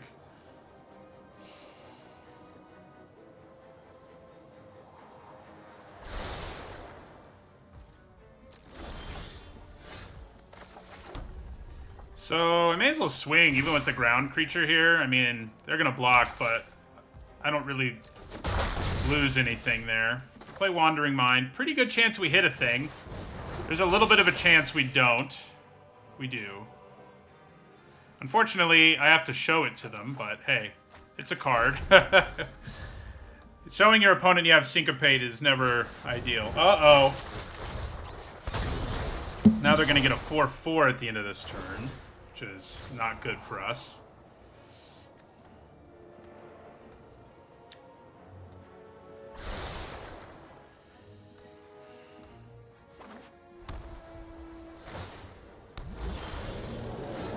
Okay.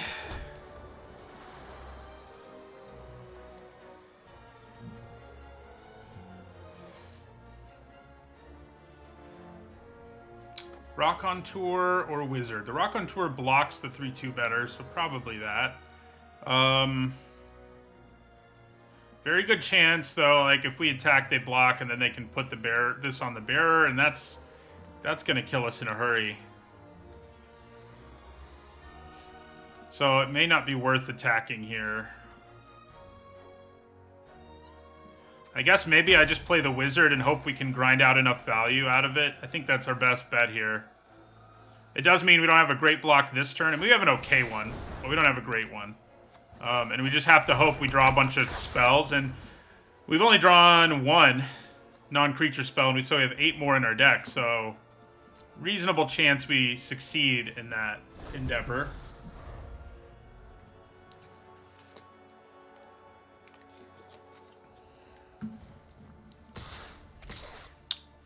So, I think I block Stitched Assistant with my Wandering Mind and take 4.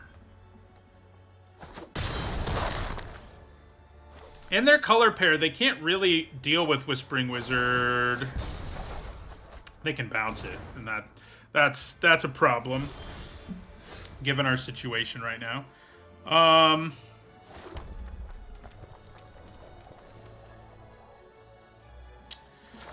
Well, at least we have Wedding Invitation coming down next turn.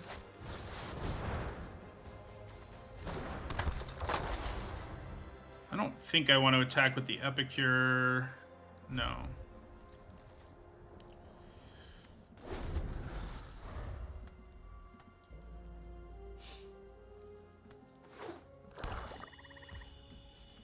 Well, they may be splashing a black removal spell that can deal with our poor wizard.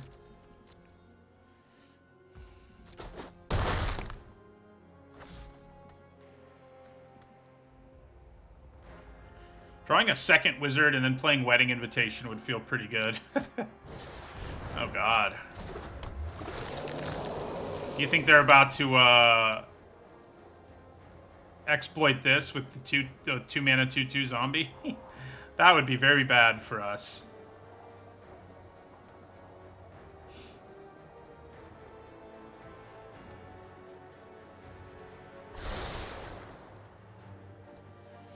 Then they have 2 4/4s we can't deal with. I kind of think I want to hold on to the mana so that I can play the Rock on Tour and Wedding Invitation. Okay. Let's try to play the Rock on Tour here. Then we'll play Wedding Invitation. Can we get enough value?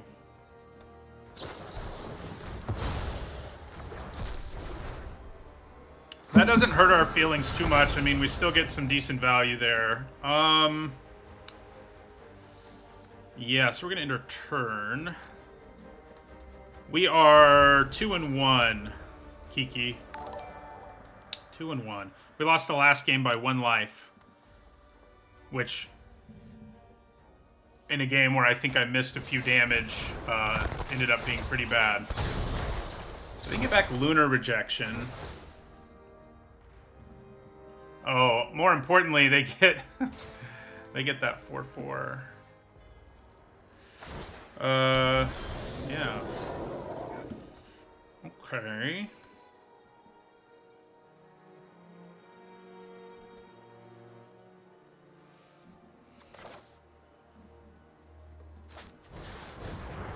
Let's play Stitched Assistant and sack our Epicure.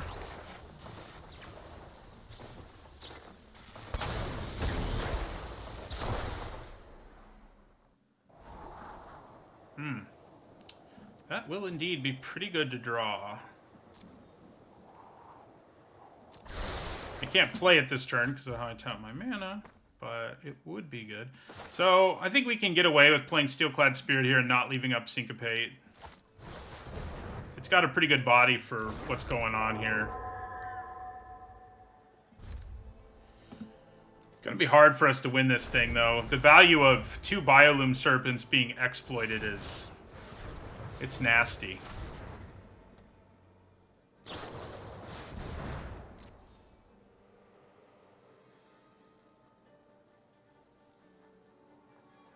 We do have kill spells that can take down the Serpents. But we basically have 4 less life because ultimately they'll be able to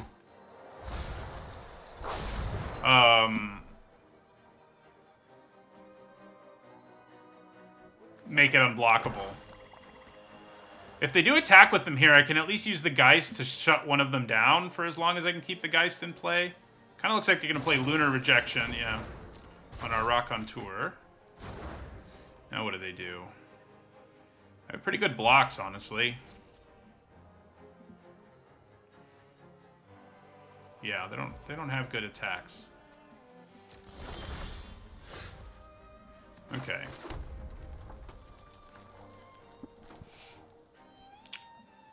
So, I think maybe play Rock on Tour, leave up Syncopate is worthwhile here. The Geist is okay. It doesn't do that much. They can play around Syncopate pretty effectively, though, is the thing. They know we have it. We'd only be able to counter some things. So maybe it's just better to play both of these. I'm definitely going to attack with this 1/1.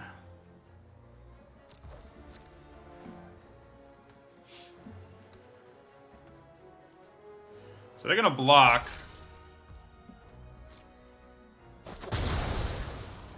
Then their plan is going to be to enchant one of them. I guess I could have played the Geist and tapped the Flyer. That was probably better. Why am I playing so poorly? Okay, so... yeah, I'll play Rock on Tour. And Dream Shackle, guys. So what I should have done there is definitely tap their Flyer. But, you know, it's whatever.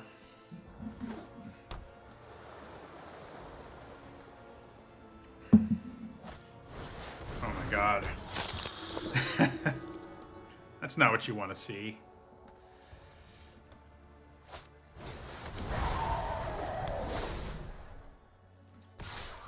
Okay. Can I afford to take the 5 here and then just lock that down for the rest of the game? Or do I block with a Lantern Bearer knowing that I can...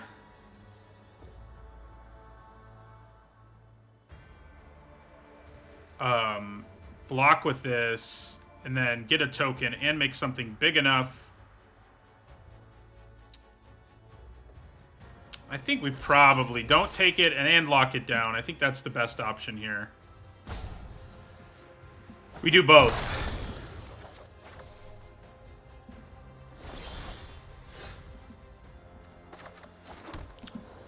Okay, so Lantern Bearer. Stick it on the Rock on Tour.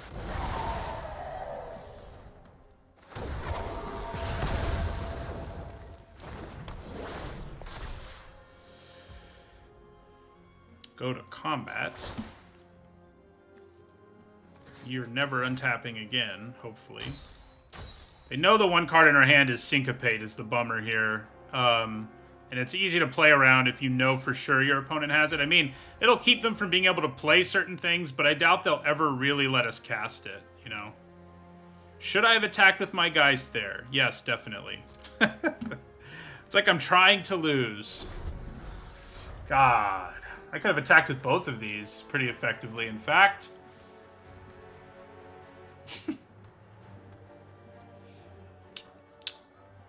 Has not been a good day. Our drafts have been cool and our decks have been cool, but gameplay-wise, the number of mistakes I've made has been pretty bad. Oh, God. I don't have anything that scary, actually, so I'm not too alarmed by Blood Fountain. I mean, I don't love it, but definitely should have gotten in for 6 there, though.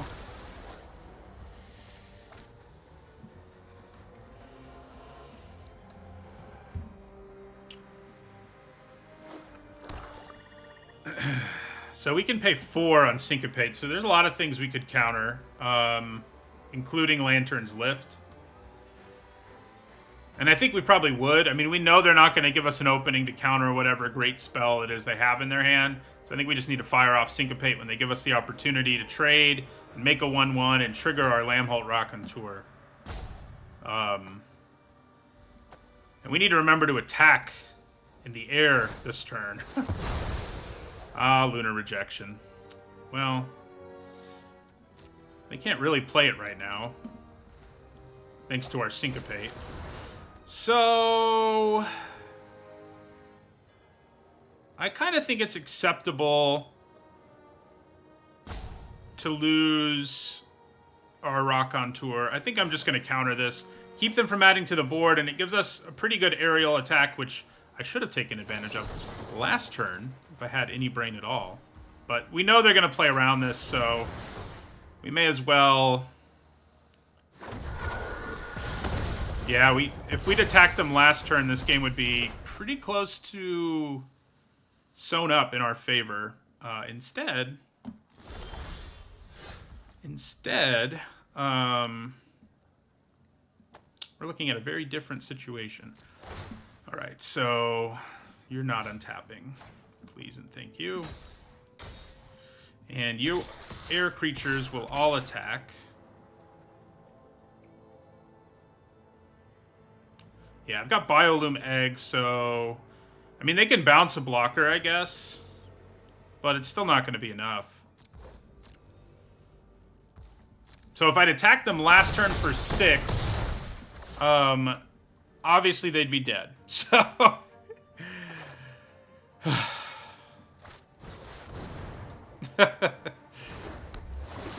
It hurts. Another Whispering Wizard. I mean, I think it's okay, but we'd kind of prefer a spell at this point.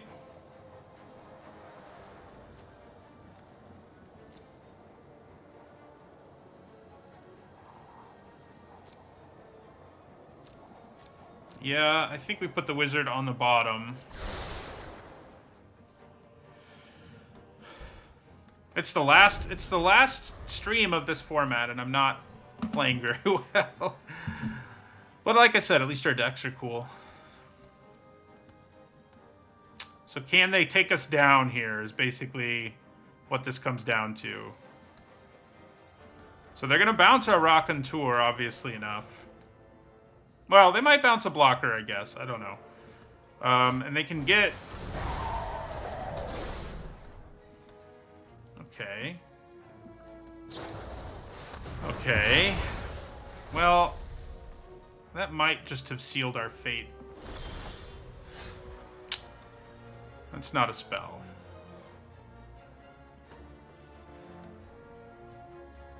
So both Biolume Serpents are going to untap. They do only have 2 islands right now. What happens if I swing out here? 3... Sure. Trying to decide if it's better to use my blood and hope we draw something that can let us interact with their board, or if I can wait it out another turn and playing another body actually matters. The thing is, if they play another island, we're dead. And they very well could have one. This will help them find one too. But So I think we have to use our blood. We're probably going to draw a black card. It's what we deserve with our mana base. Oh my. Well, how about that? That was lucky. Alright, so we Chill of the Grave, Biolume. And I think that'll get us there, despite all of the mistakes we made in this game. Oh, wow. Well, now it will for sure. How lucky were those draws? I don't think we could win before we tapped the thing down. If I get a spell, though, you're right. Yeah, I didn't see that if you get a spell. Thanks for not punishing me for my terrible play. Even the games we've lost have been... The game we lost was really long.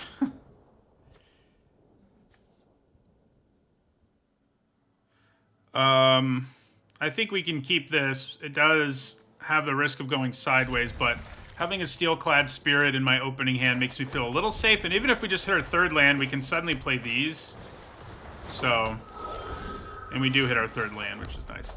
Steel-clad Spirit doesn't do much to block Lantern Bearer, but, you know.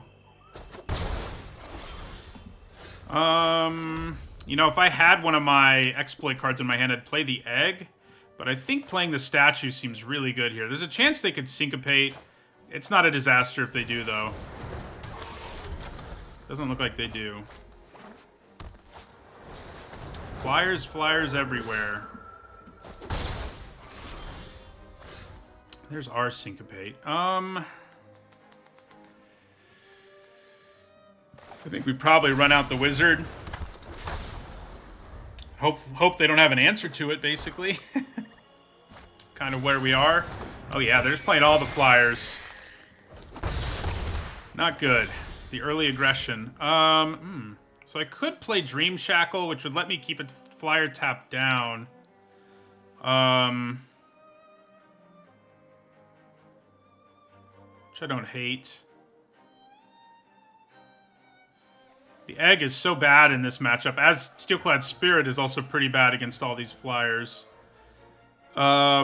Yeah, I think playing Dream Shackle, guys, probably the best way to try to slow the bleeding here.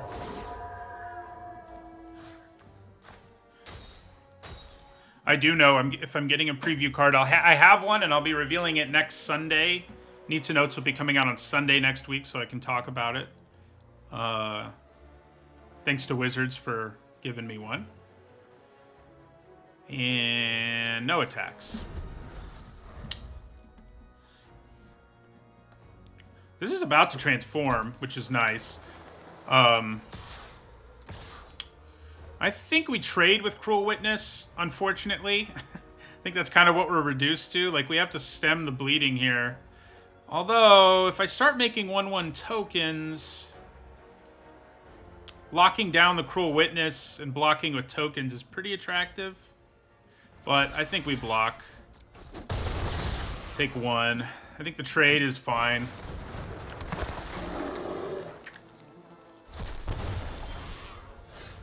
Okay. So... don't love this. So I could play Lantern Bearer and leave up Syncopate, but there's so many cards that could play around it that I don't think that's a good idea. This is going to transform into a 5/5, but it's not going to stop these flyers from beating us down. I guess the best move here is probably to play our own Lantern Bearer and our Egg. Yeah.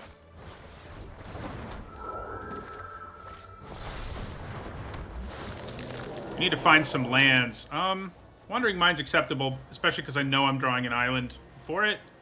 And we do want to draw that island because it means we can cast Lacerate Flesh next turn.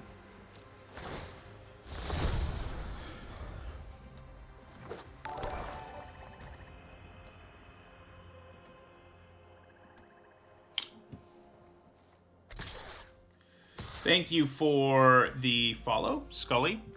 So, I do think we trade Lantern Bearers here. Also means we can cast a spell with our Whispering Wizard, which is no small thing. Like, if we decide not to use Lacerate Flesh, and we might decide not to.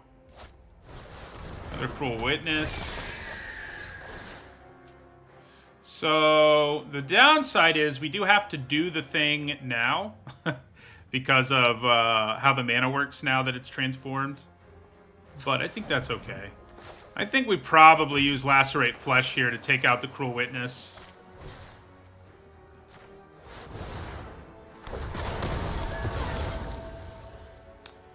And then we pass the turn, unfortunately. Yeah. We're in trouble here, though. They did too much damage to us early. Stabilizing might be hard.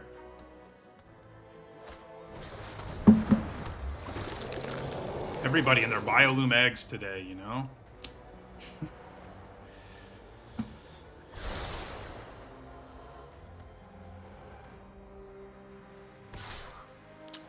So we take 2.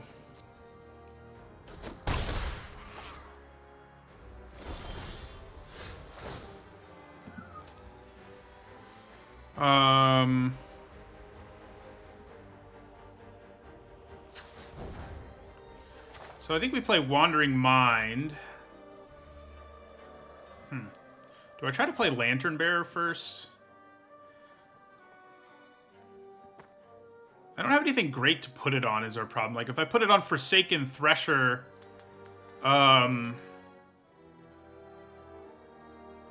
yeah, that's not good. Let's just play Wandering Mind here. Try to. It may counter it or something.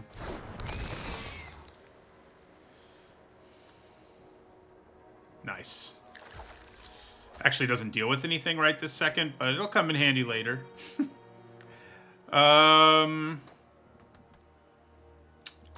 Yeah. So I think we just pass the turn. We can leave up Syncopate for if they spend all their mana, and Flame Bless Bolt. I could block with like the Spirit token and Bolt the Spirit and basically get the Spirit token back. Bolt their Spirit, I mean. That got confusing, didn't it?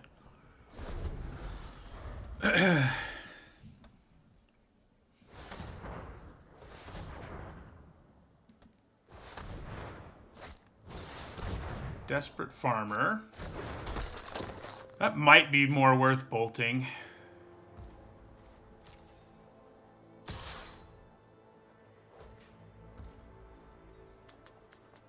So I could double block Wanderlight Spirit and then bolt Desperate Farmer in response to the thing dying?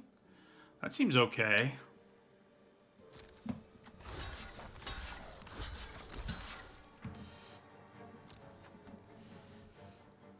See what they do. Cradle of Safety.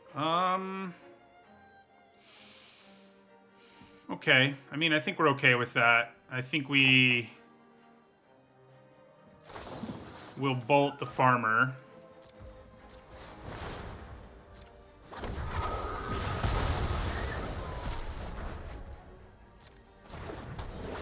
So it's big enough now to survive, but it's not the biggest threat in the world either. Okay.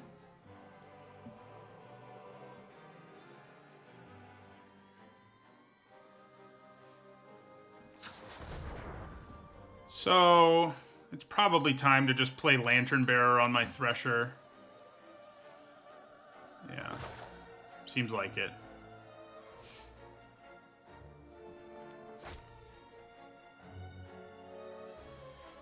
Yeah, gives us another 1/1 while we're at it. So, yeah, put Lantern Bearer there. And pass our turn. Once again, if they tap out for something, we do have Syncopate. It's not that likely they tap out, unfortunately. Thank you for the follow, Kuo Poe. I'm glad you enjoy the content. God, how many Cruel Witnesses are there? 1 million, roughly. Okay. I really could use a land. Not quite a land.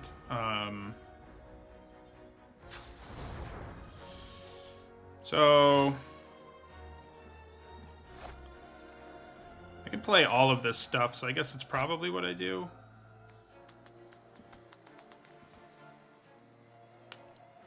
Yeah, play Epicure. Play Rock on Tour.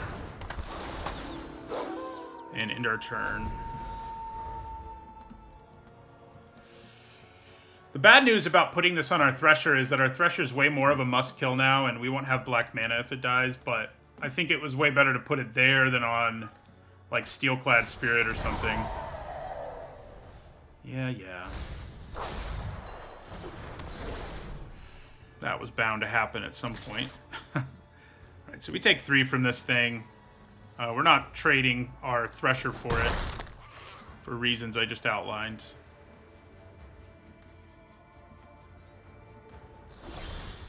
Okay, we finally got mana, so we're going to use our Grizzly Ritual on something. I guess now the Death Toucher is the biggest problem over there. I mean, I could kill one of the others, but the Death Toucher is definitely a bigger problem now.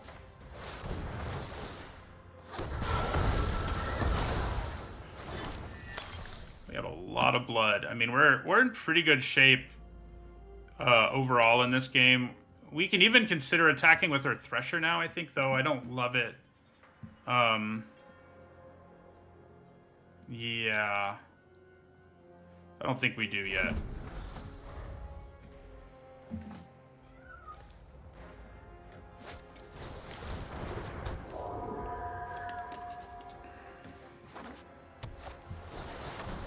That card's so bad against us right now. The good news for them, though... Oh, no. Huh. I wonder why they decided not to sacrifice their Biolume Egg there. I think they made a mistake there. Because that would have been real bad. Because it would have killed us in 2 turns. Alright, so let's play our Wedding Invitation here.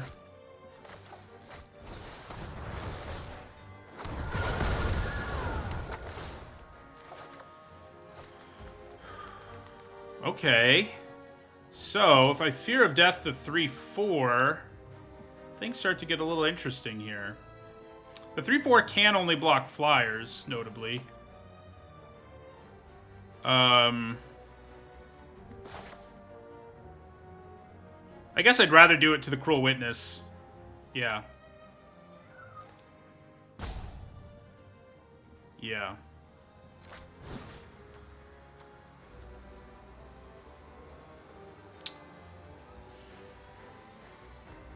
Yeah.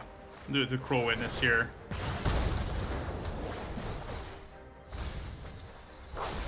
Don't hate that we milled a couple lands.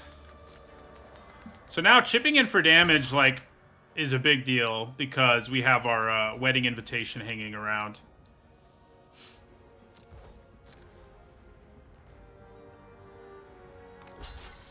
Yeah, so obviously they block, but...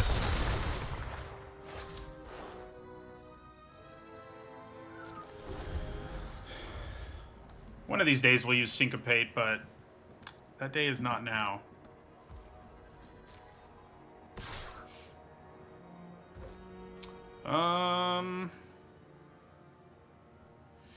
I think we just throw the Epicure in front of it.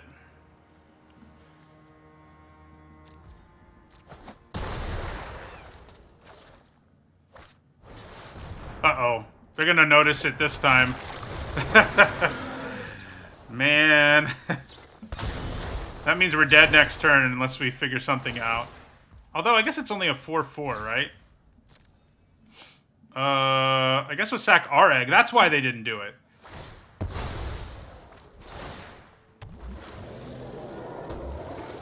That makes sense. That makes a lot of sense. How much damage am I going to be able to do here is the question. And the question also is, do I just want to discard Syncopate at this point?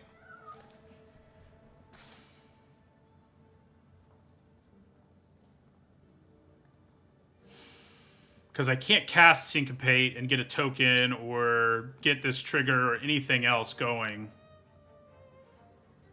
And they have more mana than me. But I guess we hold on to it. So we will add We do have our Fell Stinger still, though using it right now is not optimal.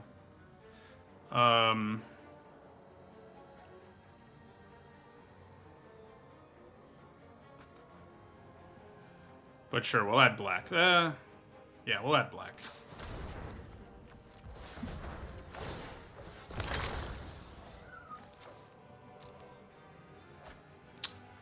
Looks like I used the black anyway, even though I meant to use the blue.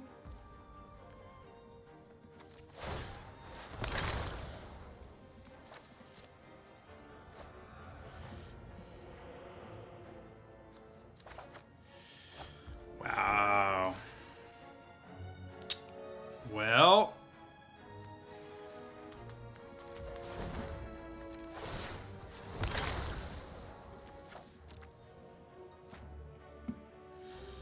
Come on, cheap spell. Oh my god.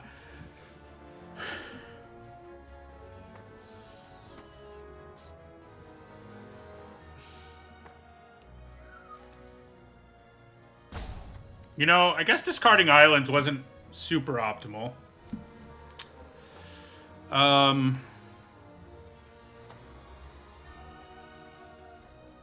Yeah. So I can hit them for 10. Well, they can block this, so it's not really 10. I can't decide if I want to use this last blood or not. I am going to attack with our Thresher here.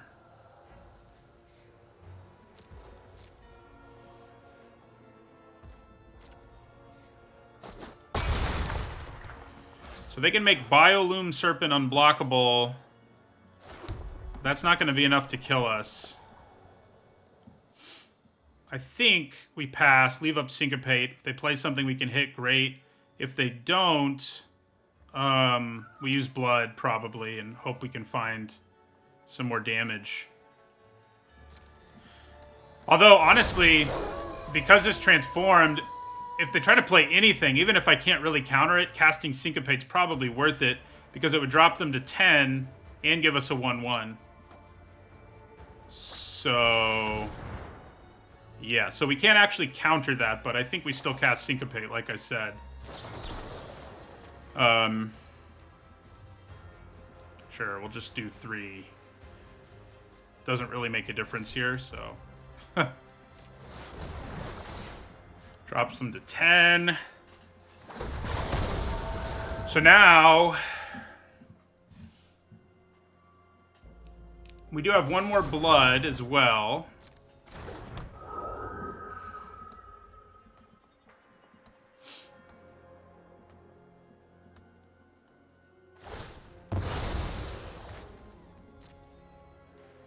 This is going to be close, to say the least. They drop us to 1 here. We got to find a good spell.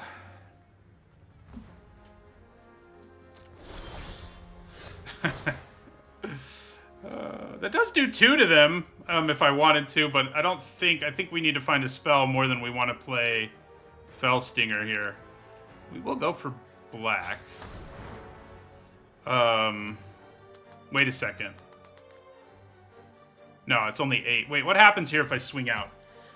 How much life will they have left if I swing out?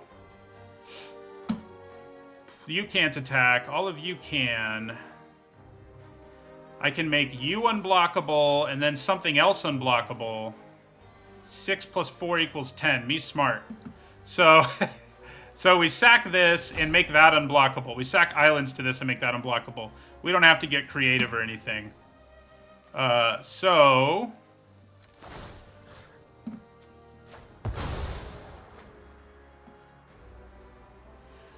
I almost didn't realize I could do this, which would have been hilarious.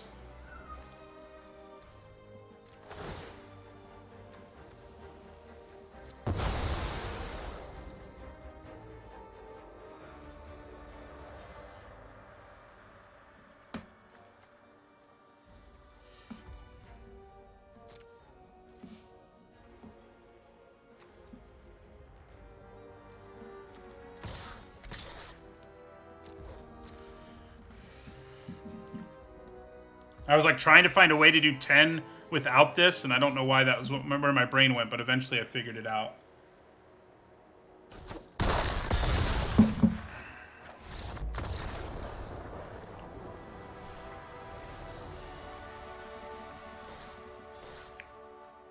I think an Alpha Strike would have gotten us pretty close too, especially if I drew a spell, but obviously doing it in a way where they couldn't interact with me at all was far better.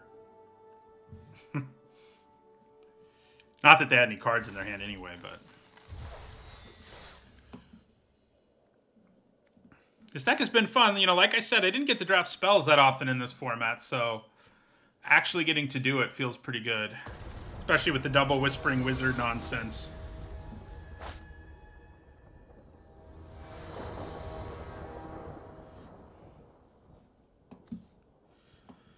Okay, pretty good hand. We probably hold on to the wilds just so we can play Lantern Bearer on turn 2. You know, yeah. I mean, I think that's going to be the optimal plan here. Okay, hold on now. Yeah, it's definitely the optimal plan now because I can actually play Lantern Bearer on turn 1... and then leave up Syncopate next turn to snipe something, which may or may not end up being worth it. It depends what our opponent does. Well, that's not good. Blood Tithe Harvester is scary. Okay, I do think we leave up Syncopate here, then play our Dream Shackle guys next turn, which will hopefully allow us to lock down the Harvester. They're in black-red, so their ability to kill a 3-1 is going to be... I mean, it's pretty likely they'll be able to kill a 3-1. I don't miss out on much, like, even if they don't play anything here. The only thing I miss out on, I guess, is Evolving Wildsing for a mountain, but... It's, yeah. So we do get to hit something.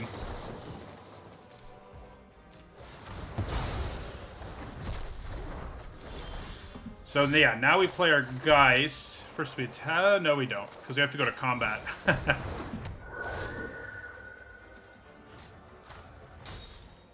If our opponent doesn't have answers, we may actually win a game quickly for once. Chances are good they have some sort of answer, though. But, we'll see. Doesn't look like they have one yet.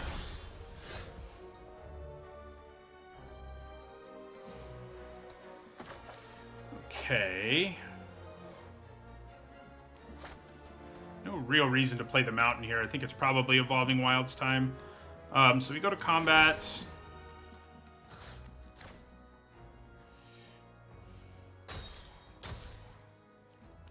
Attack for 4. And then it's a question of, do I want to play Stitched Assistant and like sack Lantern Bearer? That seems pretty reasonable. Guess we'll play our wilds first, thin out our deck a little more. I guess I could have done the Brainstorm thing. No, it scries and then draws the card. I don't really get the chance to do something else. And yeah, then we play Stitched Assistant.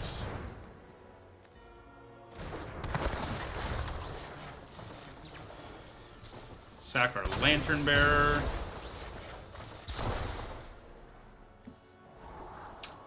Blood Petal Celebrant. I mean, you are a creature and you block these things. I guess I'm okay with it. It's definitely not exciting, but I can play it and Lantern's Lift next turn, which is not too shabby.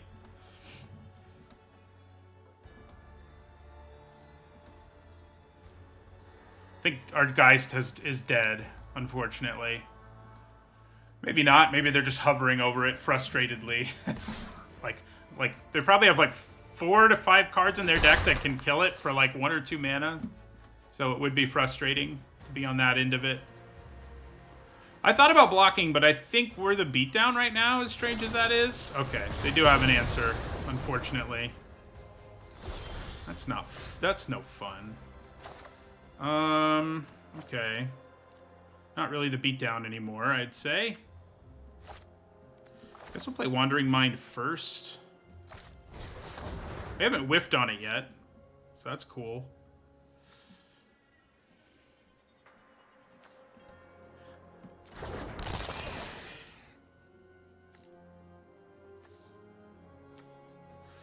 Lacerate Flesh. Yeah, we shouldn't really whiff with it in this deck.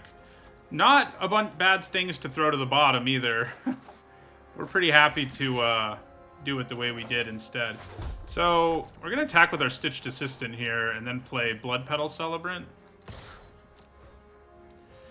Dropping them to 11.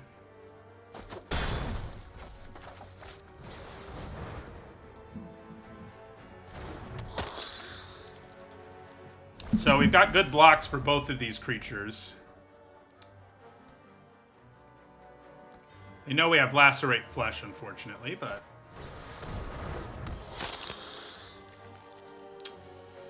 Okay, interesting.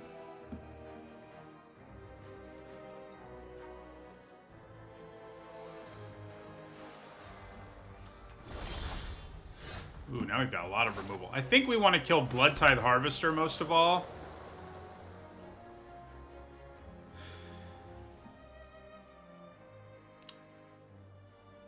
Yeah. Because it can be a removal spell. So... I mean, we have the mana. We could Grizzly Ritual, but it'll kill an even bigger creature if we need it to. So...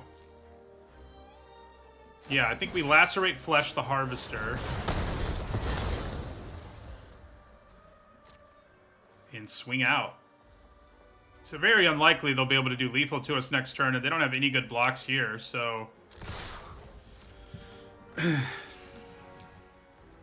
Yeah, they have to go for a trade, which isn't really what you want to do when you're the black-red deck. Drops them to 7. We end our turn.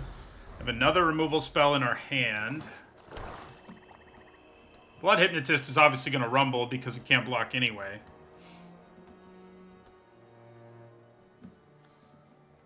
It's kind of hilarious to put Fear of Death on. Like, just because it already can't block, so it's pretty close to pacifism. But the other way you could look at it is that it's less of a downgrade.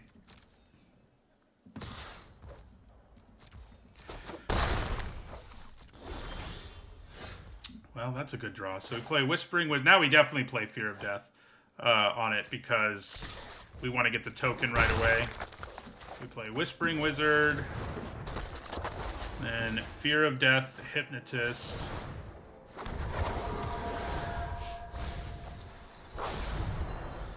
Still have Grizzly Ritual and Lantern Bearer ready to help us win. Wizard might be dead. It is. However, we did get that token, and we can attack them for 3 here, down to 2. Not really worth Lantern Bearing, especially with Steelclad Serpent in my hand.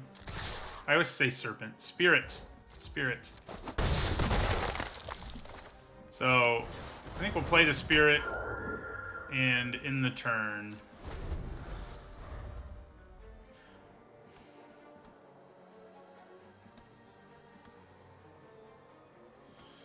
Hard for them to come back here, but it's not impossible.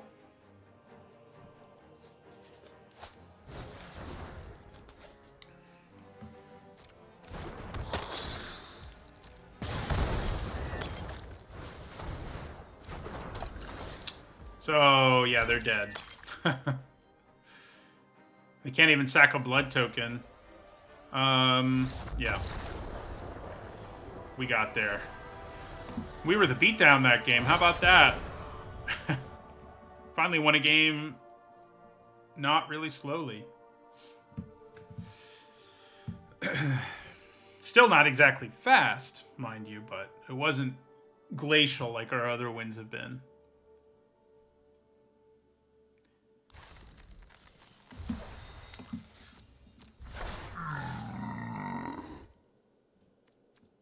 Yeah, we're only... There's still... still a lot of games left. Potentially. I mean, there's at least 2 left. May end up having to finish this draft off the stream, depending on how long it goes, because it's getting late.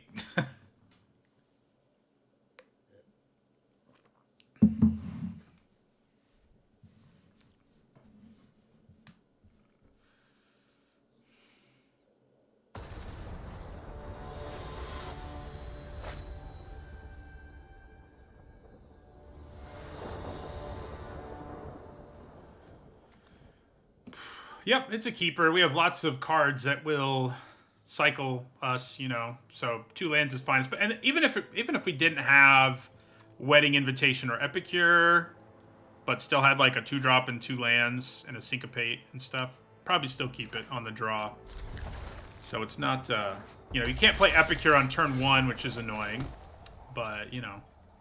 So it's another game where we could sort of consider grabbing the Swamp and hoping we draw red.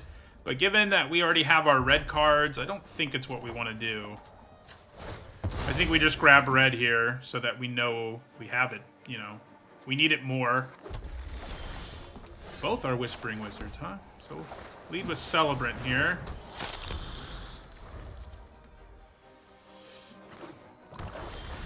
Hey, we got really lucky and just drew all our mana anyway. That always feels good. We definitely play Epicure. The question is whether I also want to play my Invitation or be kind of greedy here. Because I can leave up Syncopate. And they haven't played anything yet, so the likelihood Syncopate works is pretty high. The Invitation would also increase our chances of hitting a 4th land, which obviously sets us up for a Wizard.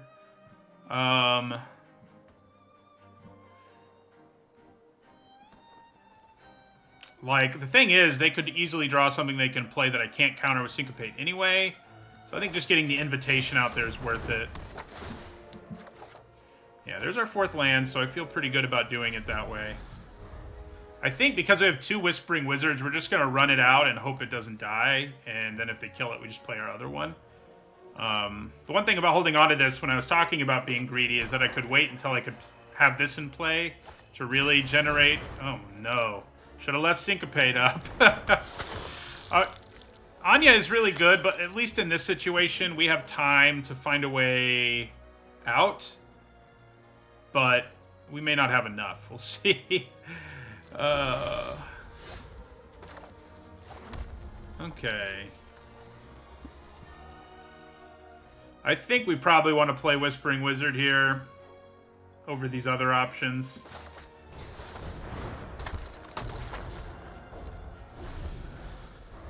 You know, results-based thinking is good to avoid to some extent, because yes, in this specific situation, if I left up mana for Syncopate, it would have been amazing. But I think we still made the right choice overall. I mean, when what you're adding to the board is a Wedding Invitation, maybe not, but yeah.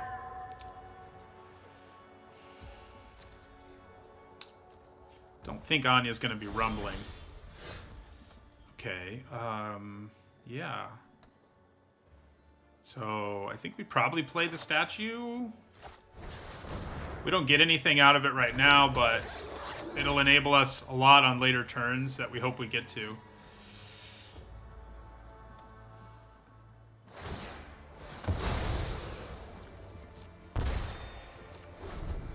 We have what? One way to kill that thing? I think just one.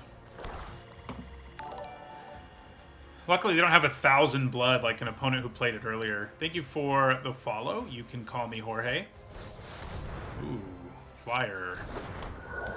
Flyer's more of a problem, actually, than Anya right now. Another Syncopate. Yeah, they do get awkward in multiples, don't they?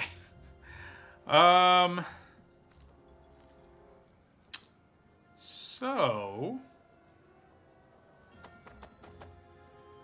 I think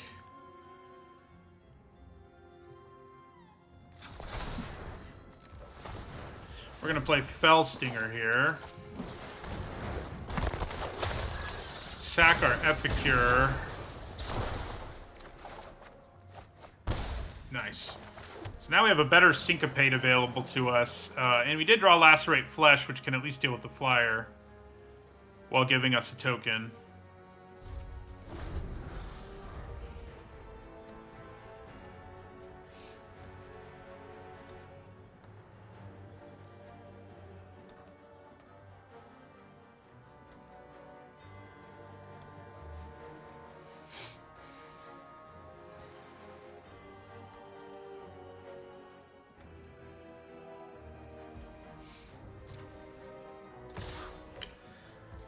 Yep. We would really like if they'd play something we can syncopate here. We'd like it a lot. We'd get a 1/1 out of it, for one thing, and, you know, yeah. Oh, we can't syncopate it. I mean, we can, but it's not worth it at all. Because they can pay for it, I mean, is the issue. Alright, I think we do syncopate that, though. Especially because they can very, very easily transform him.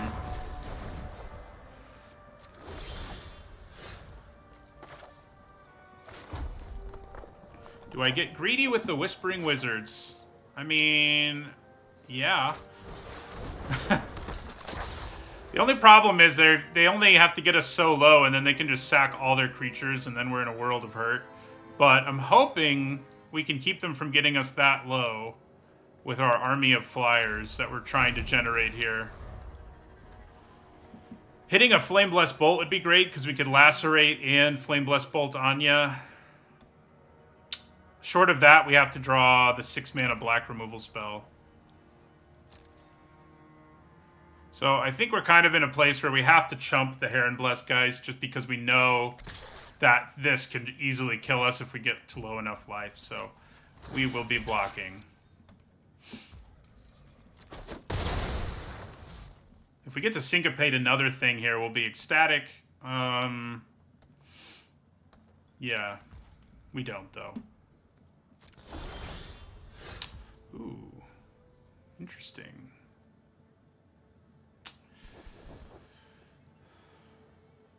So, yeah, I mean, I think we Lacerate Flesh the flyer here and get 2 1/1s. They can sack it in response. I do still get 2 1/1s. I won't get any blood, but they can still sack their creature in response. Maybe it's just better to play Dream Shackle Geist here and lock down the Heron Blessed Geist and wait until we find Flame Blessed Bolt or some other way to really actually deal with Anya. It's unfortunate I don't have another blue mana, but I don't hate that.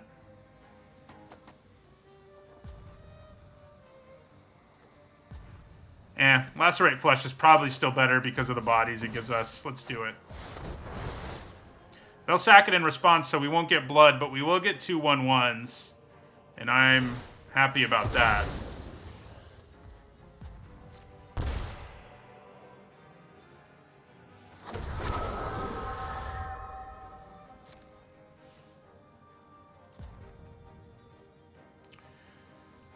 Do I want to attack with Fellstinger?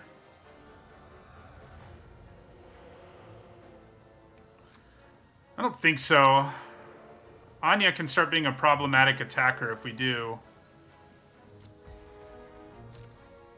At some point I can gain 2 life with Wedding Invitation, I guess. That's a thing.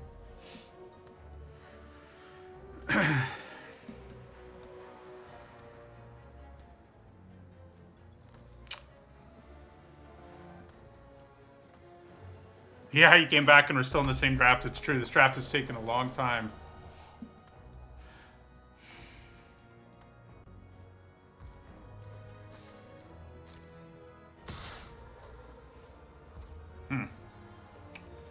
Interesting. Do I just chump it? The 1/1? Do I go to 9? I mean, 9 does put me in range of Anya being able to kill us with relative ease at some point, but I do think we take it. And hope. Oh, no. They would have gained the life anyway, so it's not like we could have stopped this, but that's real bad news. Okay. Ooh, we do get to leave some blue up at least. So let's play our Geist here. I think we do want to leave up Syncopate. Lamholt Raconteur just doesn't do enough for us. Do they kill our Geist here? Well, they try to. We're going to Syncopate it. I think holding onto our Geist is more important than syncopating. Well, we may not even be able to syncopate it anyway, so yeah. But, yeah, we'll syncopate.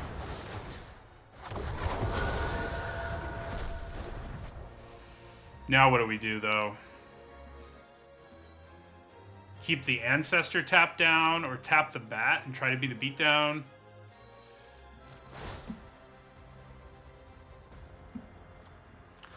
I guess we keep the Ancestor tapped down. So they only need like a few more creatures and they can kill us with Anya's ability. So we really, really, really, really need to draw our removal spell for her.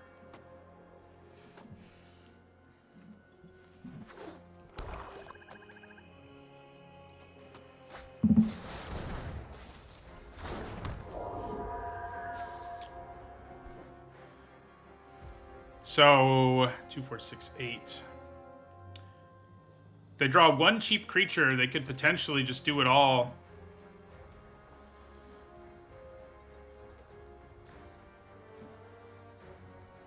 Yeah.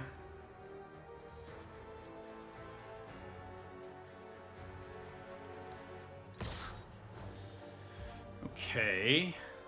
Makes sense. I think we block it. I mean, it's less fodder for Anya. And they can still sack it to Anya and drain us. If they do that, we get to keep our tokens, so it's not a total loss.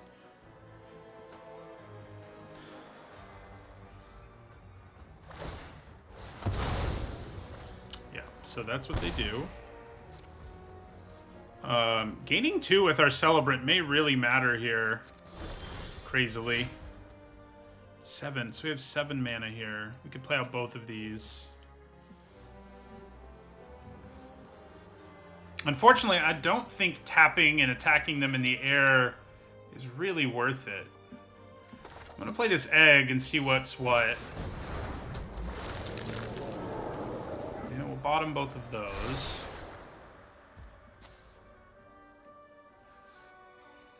At the same time, I guess tapping down Kindly Ancestor doesn't matter that much either. So we'll tap it and pressure them a little at least.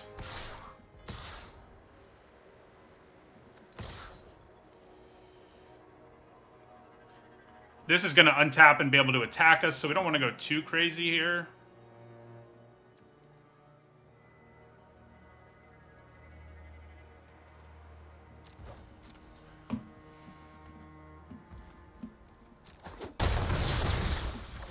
Then we play Rock on Tour.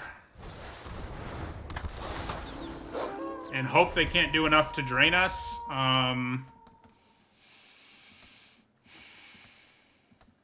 It's gonna be tough.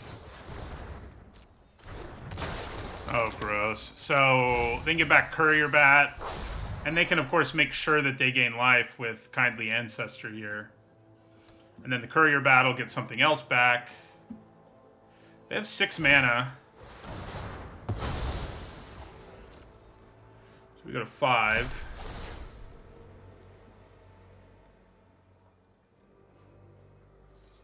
Should I have gained 2 with my Blood Petal Celebrant there?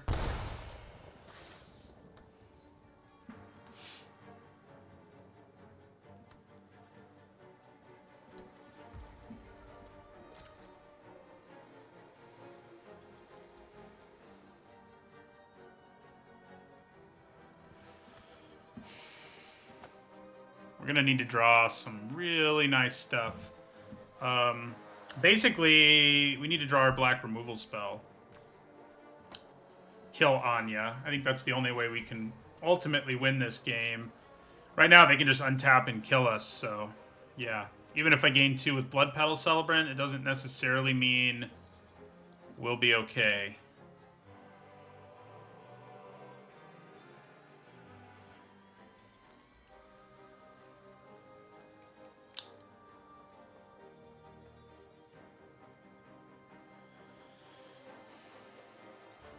No attacks at all. I guess that makes sense. I don't really need to. Yeah. That is not the black removal spell, and if we cast this, I mean, yeah, we get an unblockable 4/4, but they can still untap and kill us. So we have to throw it away to our blood. We can go up to 8, but I still think... I mean, all they have to do is play that creature. I still think it's probably wise here to try to find that removal spell. Even if there is only a 1 in 18 chance. Yeah, we're going to give our Celebrant lifelink here, because we kind of have to.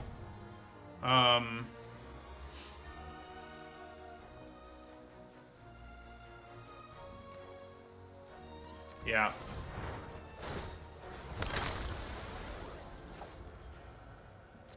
Come on, card we really need. That's not it. 1 in 18. Okay. So, you know, had I known it would go that way, obviously the Biolume Egg thing would have been better. But, yeah, so we're going to do this. Give our Celebrant lifelink. We're going to go to combat. And we're going to tap down the flyer. We're going to attack with that, and with this, and this, and this. I think that's all I feel confident about attacking with.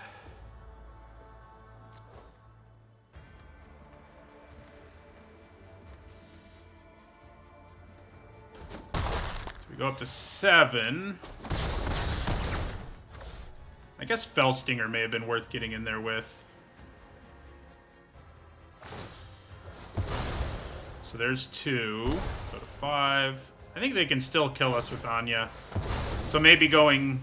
Yeah. So all they have to do is play that and then sack both of them. Oh, it does say another creature. It does say another creature. So they have to have one other creature in their hand. And we're dead. If they don't have that creature, we have another chance to draw... removal.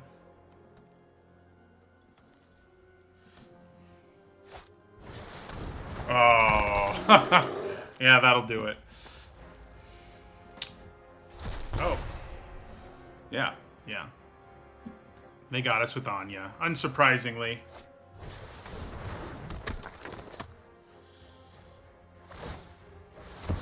That one Plains has does serious work.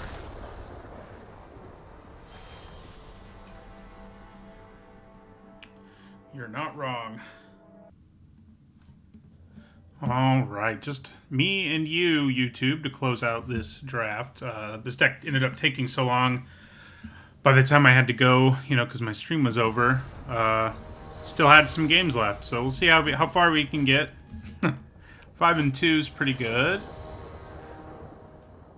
I wouldn't hate ending up 5 and 3. The deck's been a lot of fun, but better would be nice, you know. It's not a great hand. It's the kind where I think we're kind of hoping we snipe a spell on turn 2 with Syncopate and then probably play Stitched Assistant as a creature. I don't know. You know, it's always a creature, but, you know, maybe not exploit it, depending what our opponent's doing. So, yeah. So, and we're not only closing out this draft, this will be the end of what is this set called? Crimson Vow. There it is. Crimson Vow Limited. Because, you know, we've got... I guess the day this video is coming out is when spoiler season really begins. So, yeah. I'll be working on my set review. This Sunday... Oh, I can't actually. I mean, I can, but I don't want to. I don't want to secret that. But working on a set review. This Saturday I'll be revealing... excuse me. Revealing... a preview card in an edition of Needs and Notes. Hey, that's a good Flame Blessed Bolt. I like it. Yeah, so I think we just leave mana up now because we have so much we can do. I'm at least going to play the Bolt. Well, maybe. May take one first.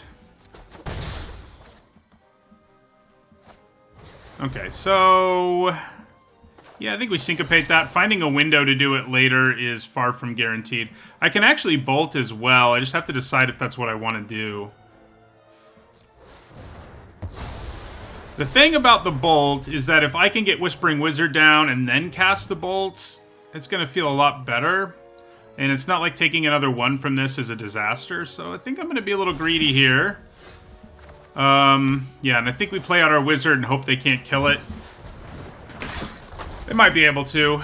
You know, there's lots of things that kill the wizard. That is the downside there. Okay, that's not it, though. That is, however, an incredibly scary creature. So, yeah.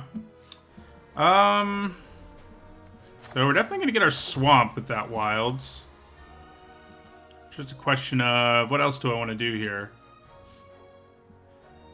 I don't really want to pass the turn, because if I let this flip, it becomes even more of a problem. Normally, I think that is what I would do here, is just pass the turn. But I feel like we can't really afford to do that here. I need to do something here. Maybe it's just play Stitched Assistant, though.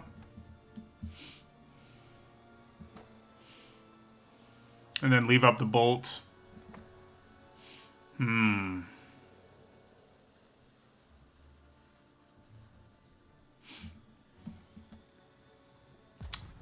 Yeah. That seems fine. Just to get another body out there, and then we'll pass the turn.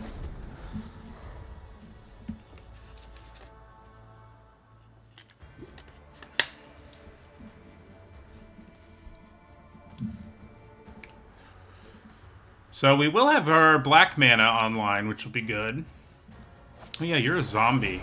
Ooh, well, I guess I'm glad I held on to our bolt now, because that's way more important to kill than a lantern bearer is. Oh, you know, I could have bolted and blocked. That might have been better, but either way, we're killing this thing. So I could have bolted and made the 1/1 and blocked.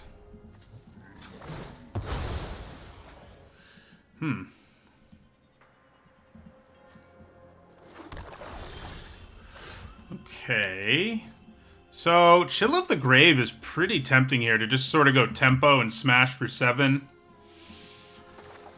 I think I like that. Yeah, so let's Chill of the Grave the Watcher here. Ooh. So we got our Geist for next turn too, which should further make things awesome for us.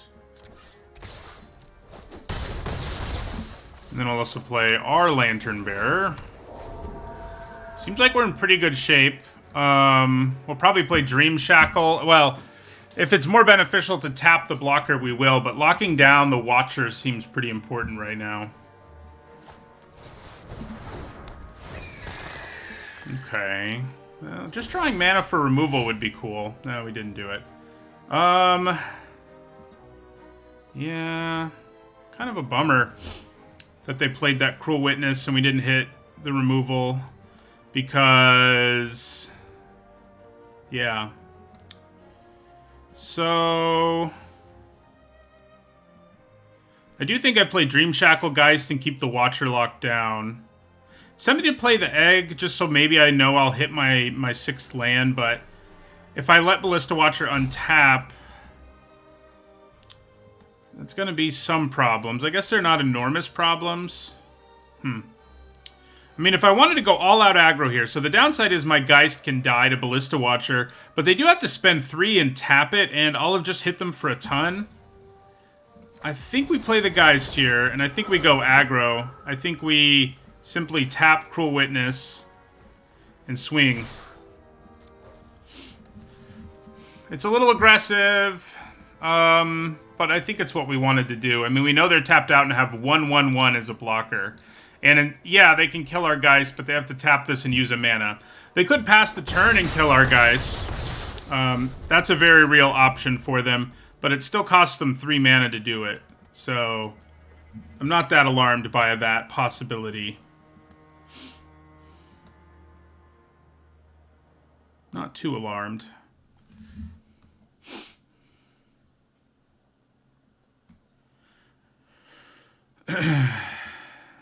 This thing has been great. I don't think I played with or against it until this draft, which is wacky. I think maybe I had it once and it just kept dying. Okay, so they do kill our Geist, but like that uses up a huge chunk of their turn. They've got to have something else going on here, surely. Not really.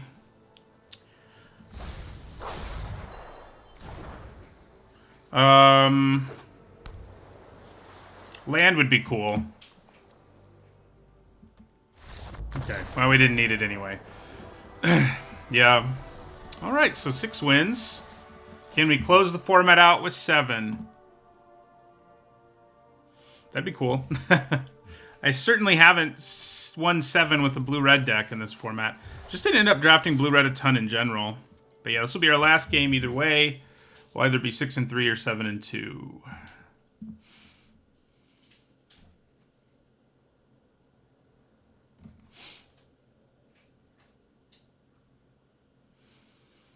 That game basically came down to which of us managed to stick our Whispering Wizard.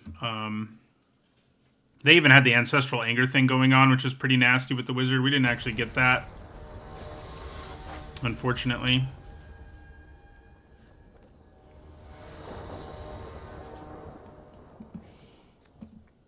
Okay, not an incredible hand, but we've got early interaction. It's fine.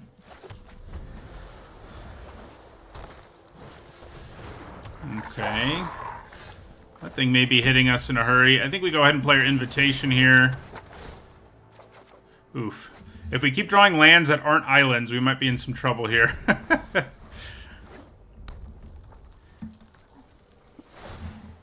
Bash us for 3.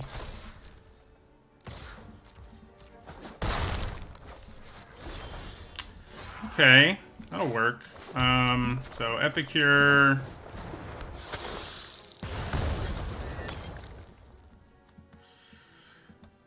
We're probably going to use this blood to throw a mountain away, but I don't really see a way to do it yet, in case there's something we really want to abrade. Yeah.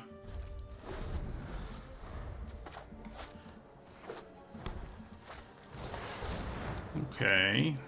Not that worried about abrading that. Alright, so... I think if I were them, I would have attacked. Yeah. Maybe not, I guess, but...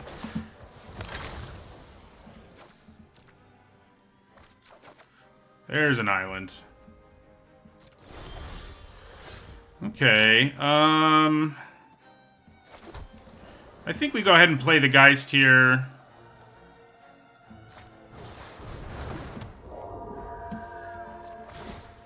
And we will tap the Sharpshooter.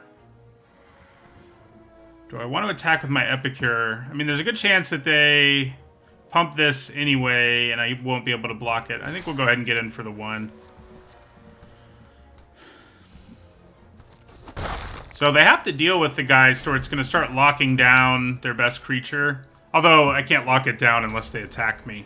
But if we're making them think about whether or not they want to attack us, I think we're doing okay in this game. So I could block and kill Snarling Wolf here, but I don't think that's the right thing to do. I think we just take the 5. Looks like they may have removal anyway.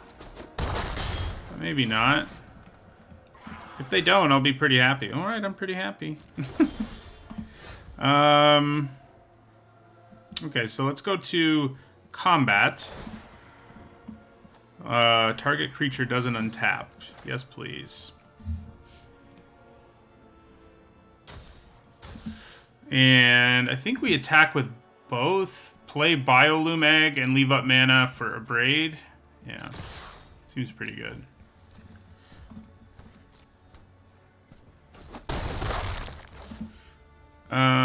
Yeah, so play this. Play our egg. So if we get Fellstinger mana, things are going to get silly. And Scrying 2 is kind of a good way to increase your chances of making that happen. Okay, so I think I'm okay with drawing the statue. It will give us the mana we need, and it's a body.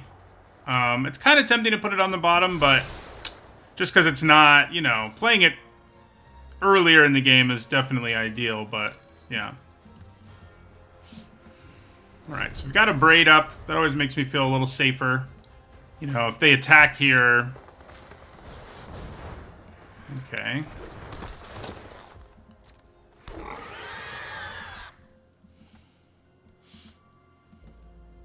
Don't think they're going to be doing much here.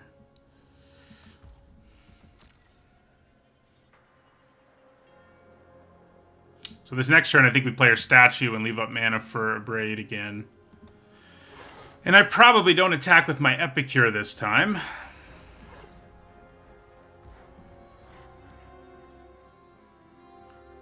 Yeah, I don't really want to use a Braid here. Alright, so let's go to combat. Make this so it doesn't untap.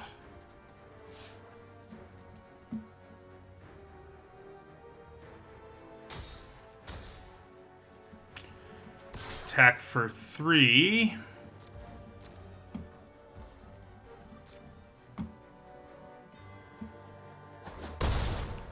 Play our statue. Leave up a Braid.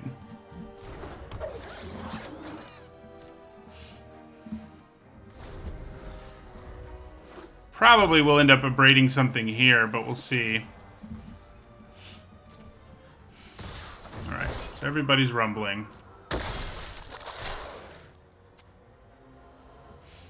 So I'm gonna do that and this. Actually, I guess the other way's better.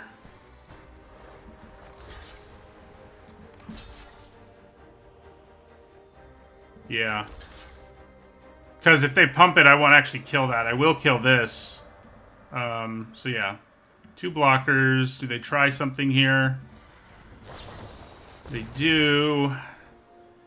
Do I think it's worth abrading the pig? Probably. I mean, that's a lot of damage. I mean, my Epicure is not the most impressive thing in the world to keep alive, I guess. But, yeah, I mean, I think we'll abrade the pig. Never feels great to do it with a token, but, you know, do what you gotta do.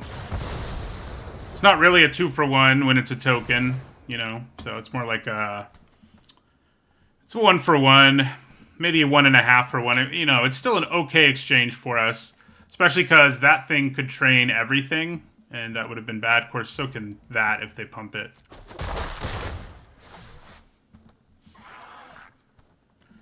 If we are allowed to untap with our statue, it means that our egg is hatching. Uh-oh.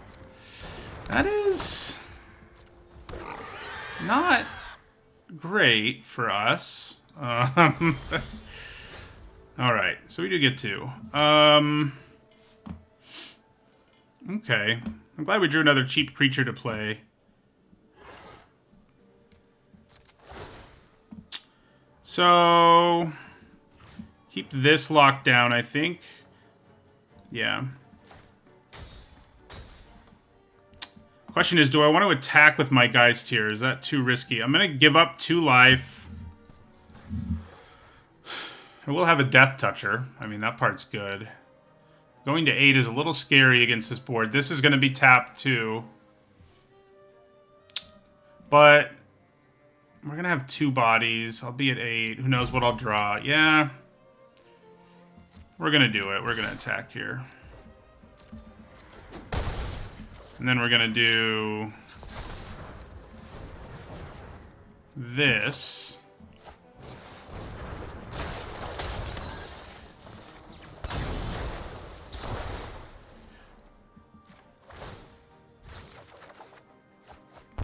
Oh, wow. So we're going to be able to play out 2 creatures off of that. That's great. That makes me feel a lot safer. And we get the 4/4 back, so I kind of think we're in business here. Yeah.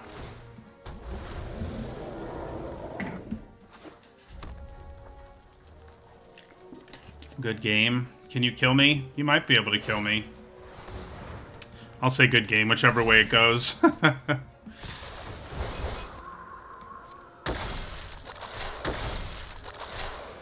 Okay. So, just to be safe here, I'm going to block like that. We're going to block like this.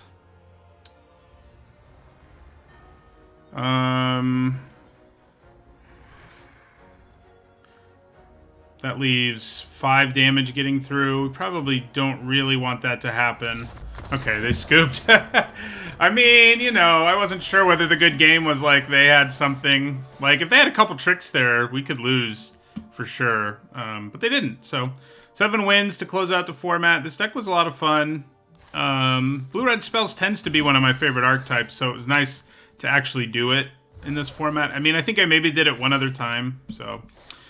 All right, well, that'll do it for this draft video and all the drafts of this format. Won't be draft videos for a couple of weeks, but that's because of the set review, which is right around the corner. So, yeah, everybody, thanks for watching, and I'll see you all hopefully for the set review.